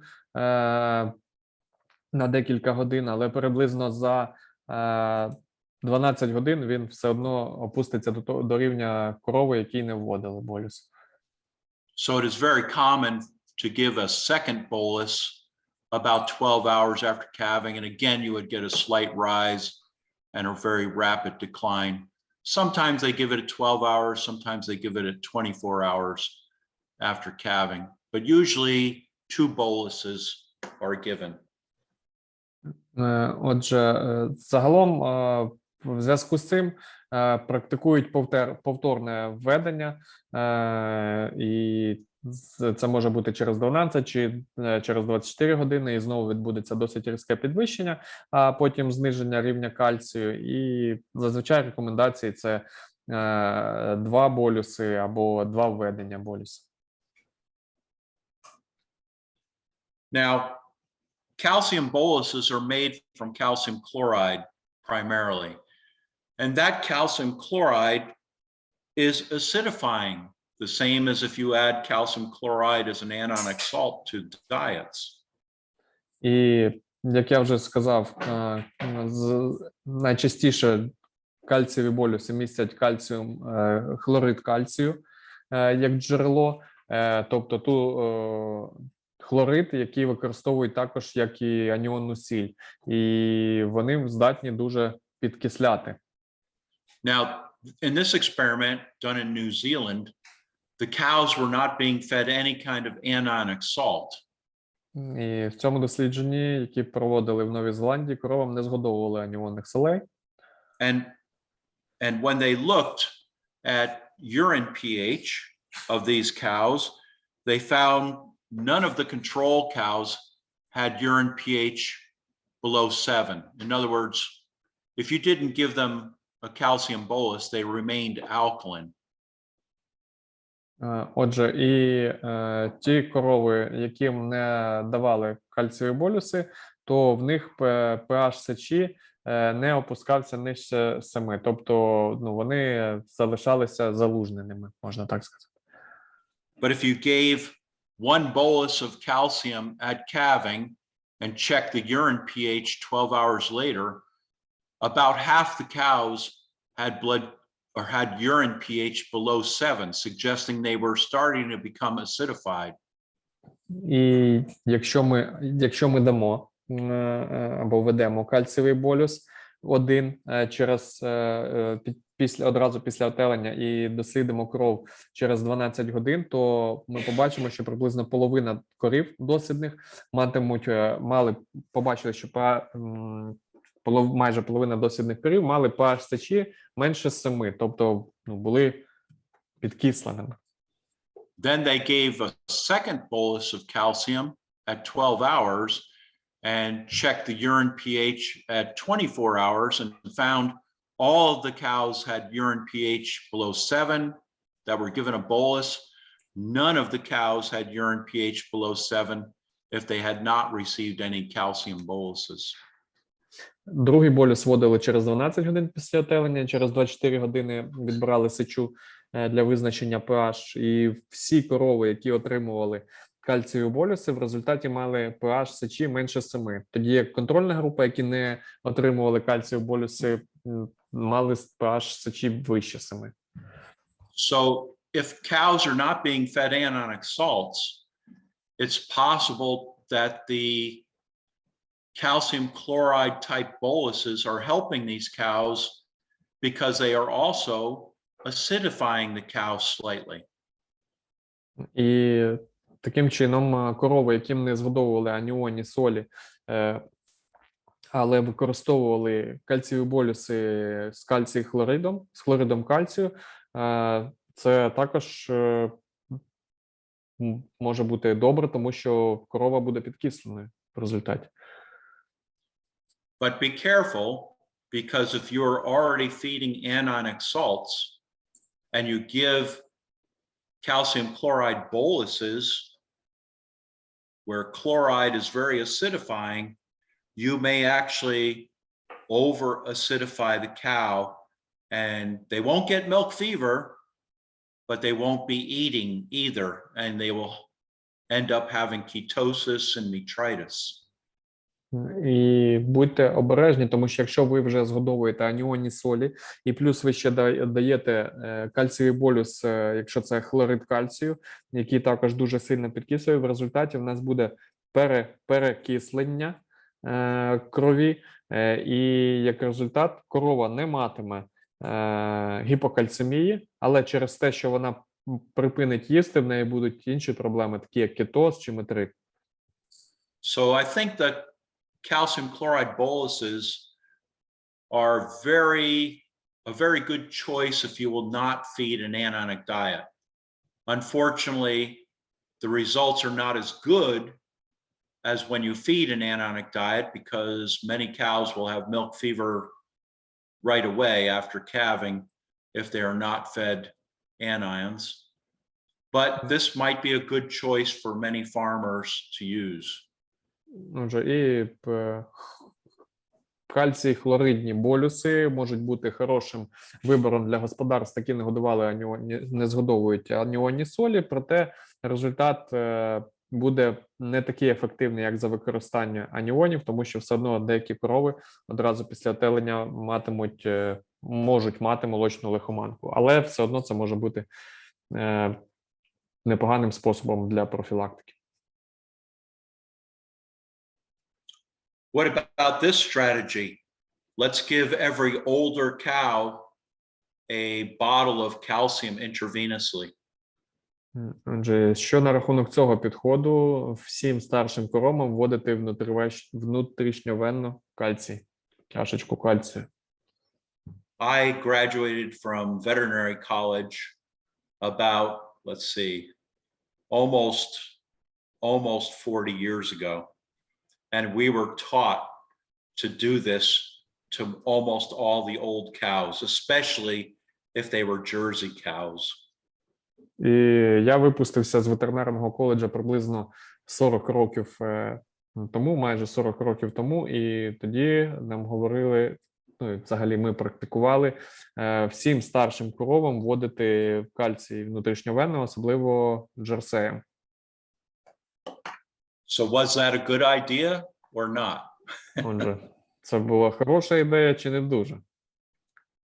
Well, this study, which has been repeated now by several other laboratories, shows that when I give a cow a bottle of calcium when she calves, I drive her blood calcium up very, very high.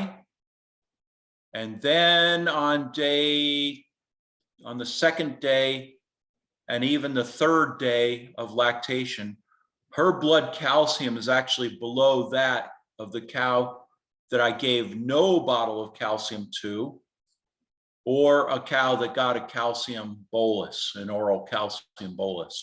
So IV calcium protects the cow for the first 12 to 24 hours, but after that, it actually makes the situation slightly worse. Отже, це дослідження проведене нещодавно.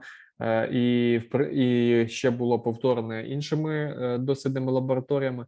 І вони говорять про те, що коли ми вводимо корові пляшечку кальцію після отелення одразу, то ми значно піднімаємо рівень кальцію в крові одразу.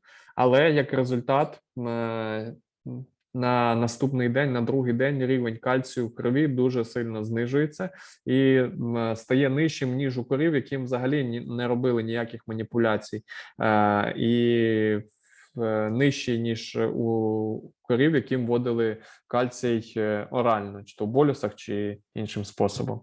Тобто, як захід дуже швидкого підвищення рівня кальцію, він може працювати, але в результаті через, умовно, там 10-20 годин ми отримуємо ще гіршу ситуацію. Now, the oral calcium bolus was better than no treatment at all, but by 36 hours after calving, the cows are very similar. Тобто коровам, які вводили кальцій з болюсами орально, то рівень кальцію був вищий, ніж у корів, яким нічого не вводили, але вже на третій день приблизно рівень кальцію був однаковий. So the question that will next be asked by veterinarians, what if I give the calcium subcutaneously, not intravenously? And there have been 2 experiments done now looking at that. One experiment said a bottle of calcium subcutaneously did not have the same effect on day 2 and 3 as a bottle of calcium intravenously. However, the second study that was done said that no, it's still not a good idea. You still have a reduction in blood calcium on day 2 and 3. So for subcutaneous calcium, it appears that it might be slightly better than intravenous calcium, but it may not be as good as oral calcium. Також ще дослідження, but I need to ask what you mean subcutaneously? Put the needle under the skin, so it is окей. Також ще один спосіб – це введення кальцію підшкірно. Але, як показали дослідження, одне дослідження показало, що це може бути ефективним способом, інше дослідження показало, що це все-таки неефективний спосіб. І як результат все одно відбувається процес аналогічний, як і при введенні кальцію внутрішньовенно. Тобто ці дослідження говорять про те, що введення кальцію внутрішньовенно і підшкірно дають гірші результати, ніж коли ми використовуємо якісь оральні препарати кальцію. And with that, I will end the seminar. I think we have several choices we can make of ways to prevent milk fever. The saddest idea is to do nothing at all and still have cows with milk fever. Вже на цьому я хотів би завершити наш вебінар, і ми обговорили декілька способів, як ми можемо попередити розвиток гіпокальцемії. І найгірше, і найсумніше, що ми можемо зробити, це не робити зовсім нічого. І як результат, наші корови будуть продовжувати хворіти на гіпокальцемію і молочну лихоманку. So I hope that was not too boring. Я надіюся, що це було не дуже скучно. So, in my opinion, your presentation was really interesting and really useful. And I don't have a lot of time to see the chat, but I saw that there was a lot of questions. So Olga will help us with this now. Okay. But we will choose what we will do.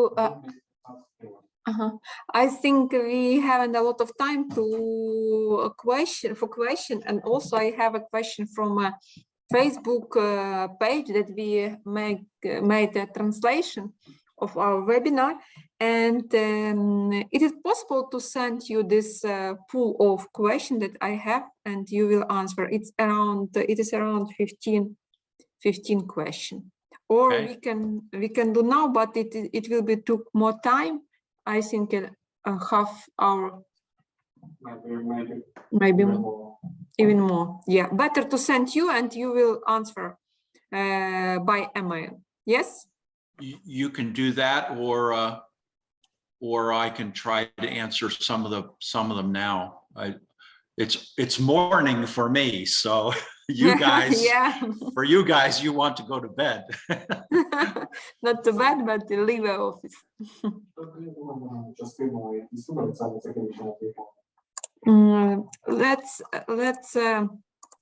Let's do a few questions. I'll do answer of this question now. First 3 questions. So first question, it was what level potassium in the far off and close up period recommended by you? Okay. For far off, And close up. yeah, for the far off cows, we don't really care. It's not that important. But for the last 2 to 3 weeks before calving, we'd like to keep it as low as we can get it. It's very low, very hard to get below the requirement of the cow. The cow requires 1% potassium. Most farms will struggle to get to 1.2, 1.3. If they can do that, that is very good. But certainly many farms are close to 2%. And that is of dry matter. Yes. Yes, 2% potassium in dry matter. And that was very typical of our farms until we started to try to manage the forages. No manure applied, no potassium fertilizer applied, utilize more corn silage in the diet up to a level, because corn silage is very low in potassium. Brewer's grains from beer, from making beer, will be low in potassium. So those are some choices that you can use to help keep the diet potassium low. Good. Щодо відповіді для раннього сухостою, в принципі, не переживаємо про рівень калію, це не так впливає на метаболічні процеси. Проте для пізнього сухостою, чим менше ми зробимо рівень, тим краще. Звичайно, що менше, ніж 0,12-0,13, так було сказано, на суху речовину. І зараз вони роблять це за допомогою правильного менеджменту кормів. Перше, що не використовують навозні підживлення ґрунту, відповідно менше калію, і не використовують калійні добрива для вирощування цих кормів. І, відповідно, максималізують кількість раціонів в раціоні силосу у сухостійному транзитному періоді. Чим більше силосу, чим менше об'ємистих кормів, в яких є високий рівень калію, такі як сінаж або злакові. Також вони практикують використання до комбікорму або до повноцінного раціону пізнього сухостою, це пивну дробину. Вона низька на рівень кальцію, там низький рівень калію, і таким чином вони зменшують рівень калію в раціоні, наскільки можна. Thank you. And next question. Is any active or passive absorption of calcium through the rumen wall, and how can we manipulate it or increase it? Well, when you give the oral calcium boluses, they sink right to the bottom of the rumen, and they dissolve there, and they are absorbed by passive calcium absorption across the rumen wall. What can we do to improve it? I don't know. We do know that the rumen will respond to 125 dihydroxyvitamin D. So when we feed an anionic diet to allow parathyroid hormone to stimulate the kidney to produce 125 vitamin D, we are stimulating intestinal calcium absorption, and we are stimulating rumen calcium absorption. And we think the rumen also has active calcium transporters, but it has been very hard to scientifically demonstrate this. We know it responds to 125 vitamin D. Good. Отже, якщо говорити про кальцієві болюси, то саме з кальцієвими болюсами джерело кальцію, яке знаходиться в цих болюсах, задумано так, щоб воно максимально розщеплювалося і поглиналося через стінки рубця. І це більш про пасивну абсорбцію. Але що ми знаємо про цю пасивну абсорбцію, це те, що або маніпулювання або збільшення адсорбції кальцію через стінки рубця або взагалі через стінки кишечника може бути за допомогою 1,25 дегідроксивітаміну Д. Тобто активацію цього 1,25 дегідроксивітаміну Д через паращитовидний гормон ми також можемо підсилити підкиснення. Тобто все взаємозв'язано. І тому якби є ця можливість збільшити абсорбцію кальцію, це підкислити і пройти весь цикл. Також є ще, насправді в рубці є ще і активна абсорбція кальцію, інша сторона цієї абсорбції, але ми точно не знаємо, як науково, як її показати, як вона працює, як її підсилити. Another one, what side effects of acidification have you observed? Side effects? Side effects. I think it is maybe negative effects of acidification. Okay. Yeah. The biggest problem with over-acidification is that the cow will not eat.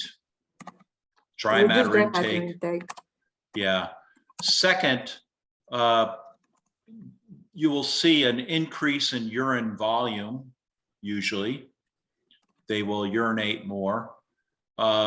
And if you are very severe, the animal, you will see the respiration rate will increase. But for practical purposes, the decrease in dry matter intake means that about 3 or 4 days later, we will see ketosis and metritis start showing up. Clinically, it's ketosis and metritis. Mm-hmm. Отже, щодо негативних ефектів, перший негативний ефект, який може бути через надмірне підкиснення, це зменшення споживання сухої речовини, найперше. Далі може бути об'єм сечі, який корова виділяє, тобто вона може бути тоді більшою. Але більші ефекти або гірші ефекти, вже наслідкові ефекти через підкиснення, це будуть метаболічні проблеми із коровою. В частності, це буде кетоз у більшості випадків, і це будуть метрити.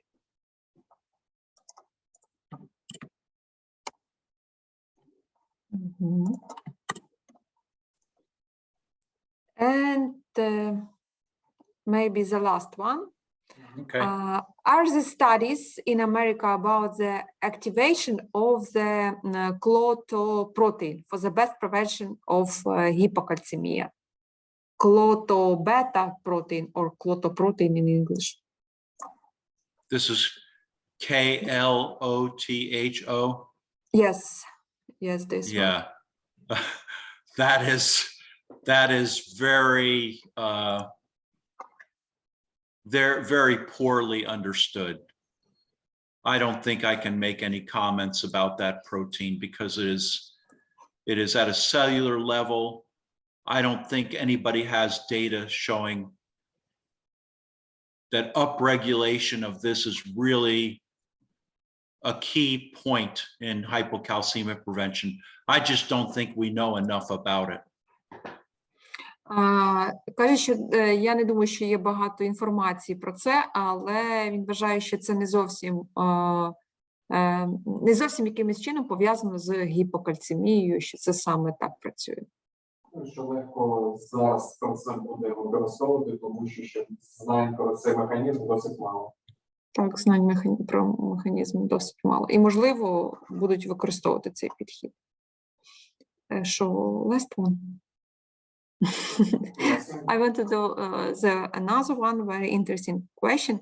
When we speak about negative impact of over-acidification or full acidification, do we consider the cows consume conventional chlorides and sulfide? Or it is also relevant to a new generation anionic products, which in fact do not case reduce of dry matter intake, even if we have acidification pH 5.5, 6.0. Oh, this is going to be a very politically incorrect answer that I am going to give you. Here,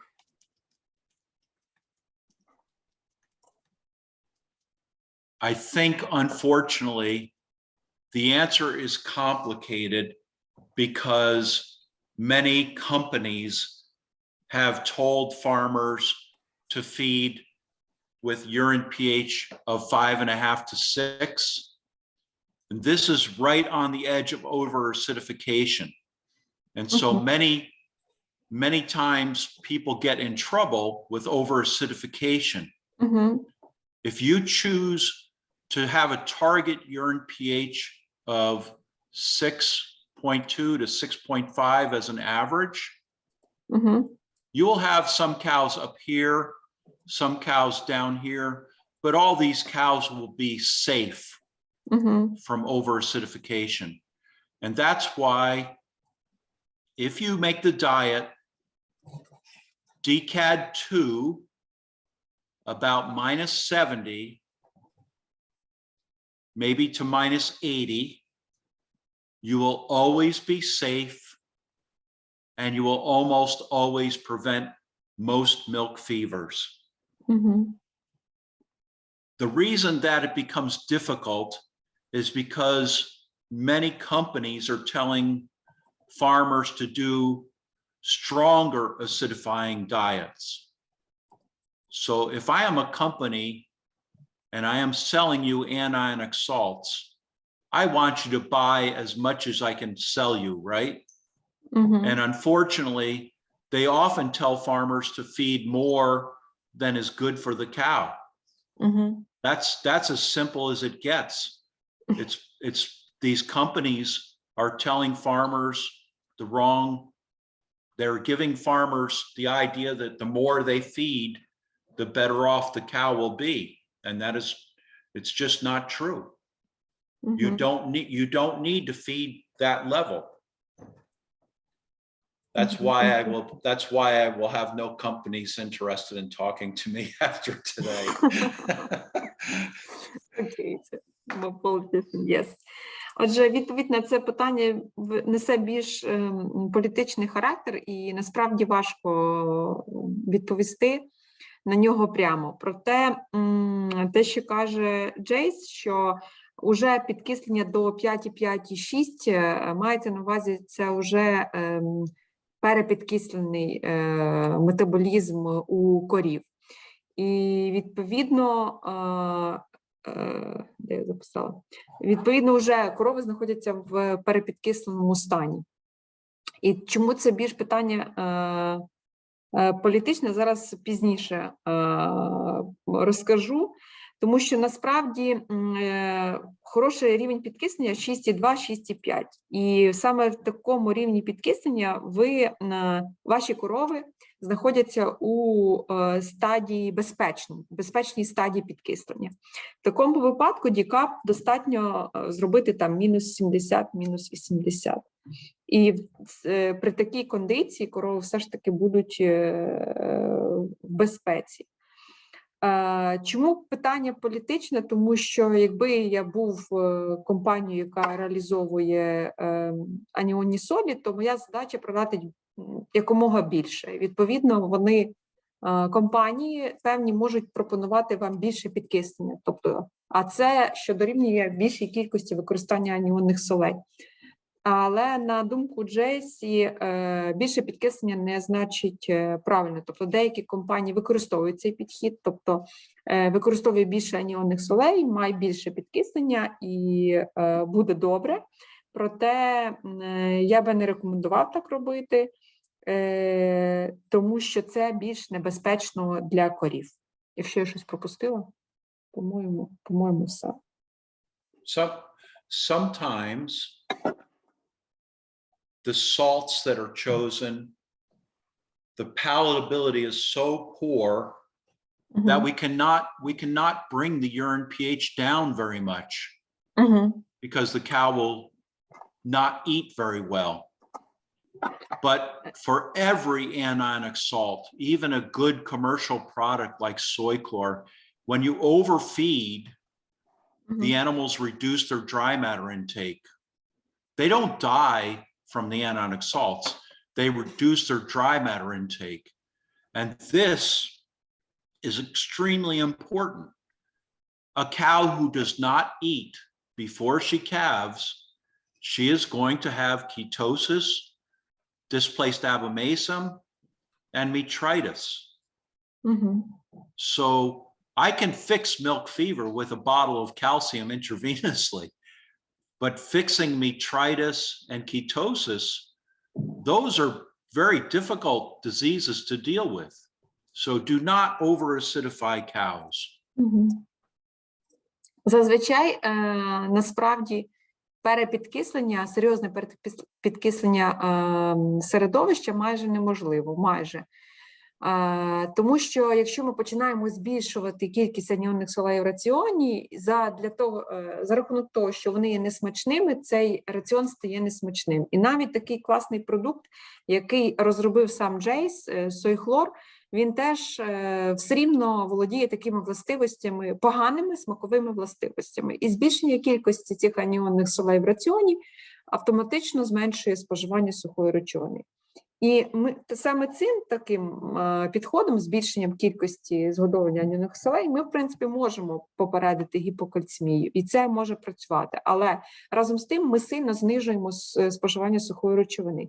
Якщо корова не їсть або їсть невідповідну дозу сухої речовини під час отелення, це відповідно, що ми провокуємо або збільшуємо ризик наступних метаболічних хвороб цієї корови, а це кетоз в першу чергу, зміщення сечога і метрити. То якщо з таким підходом ми зможемо побороти гіпокальцемію або, грубо кажучи, побороти гіпокальцемію, то ми можемо нашкодити корові за рахунок інших метаболічних хвороб, і нам прийдеться вже боротися з ними. Ось такого. Тому краще підкислювати в правильних межах. Okay, next question I will send you by mail. Okay. And if you will have a time, please answer. And also, please choose the best question that you prefer, because we have a surprise for our audience, and we will try to have a winner. Good. Okay. I will send you just a minute, and I will send you, because I already collect this question from Facebook and from Zoom chat. And you will send them to my email. Email, yes. Yes, and I will answer you by email. Okay. Good. That sounds good. Well, thank you very much for all of your attention. I know this has been a long seminar, And Yuri, you are a strong man. You lasted the whole webinar. And thank you, Olga, for making all the arrangements and taking care of questions. Thank you, Jace, for such information. It's really a lot of food for digestion, food for mind, because a lot of things you cover for us. Thank you for joining. Thank you for sharing your information and your experience, because experience it is brilliant, I think, in our area.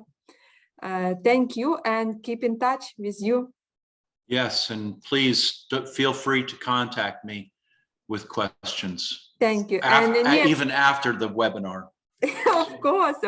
And in the near future, I hope that we will meet with you offline. Great. In the USA that would be wonderful. Europe or in Ukraine. We welcome you.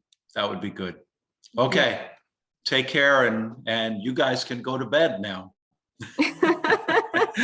Yes, soon. All right. Good. I will stop sharing and leave the meeting then. Thank you very much. Thank you. Bye. Okay, Дякуємо всім за те, що були присутніми в нас в вебінарі. Сьогодні взагалі було 78 осіб присутньо. And Jace, it was 78 person in the Zoom, and also around 11, 12 in the Facebook.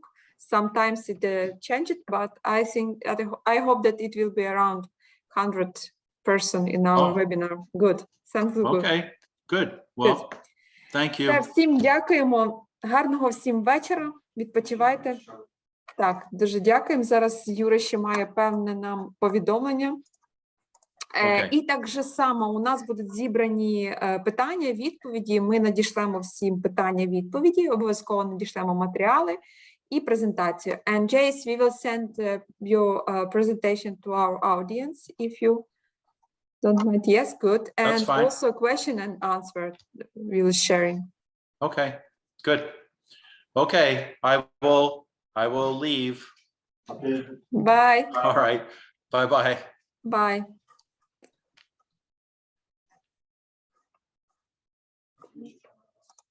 Так. Я теж дякую всім за участь в нашому вебінарі, і я хотів би вам ще нагадати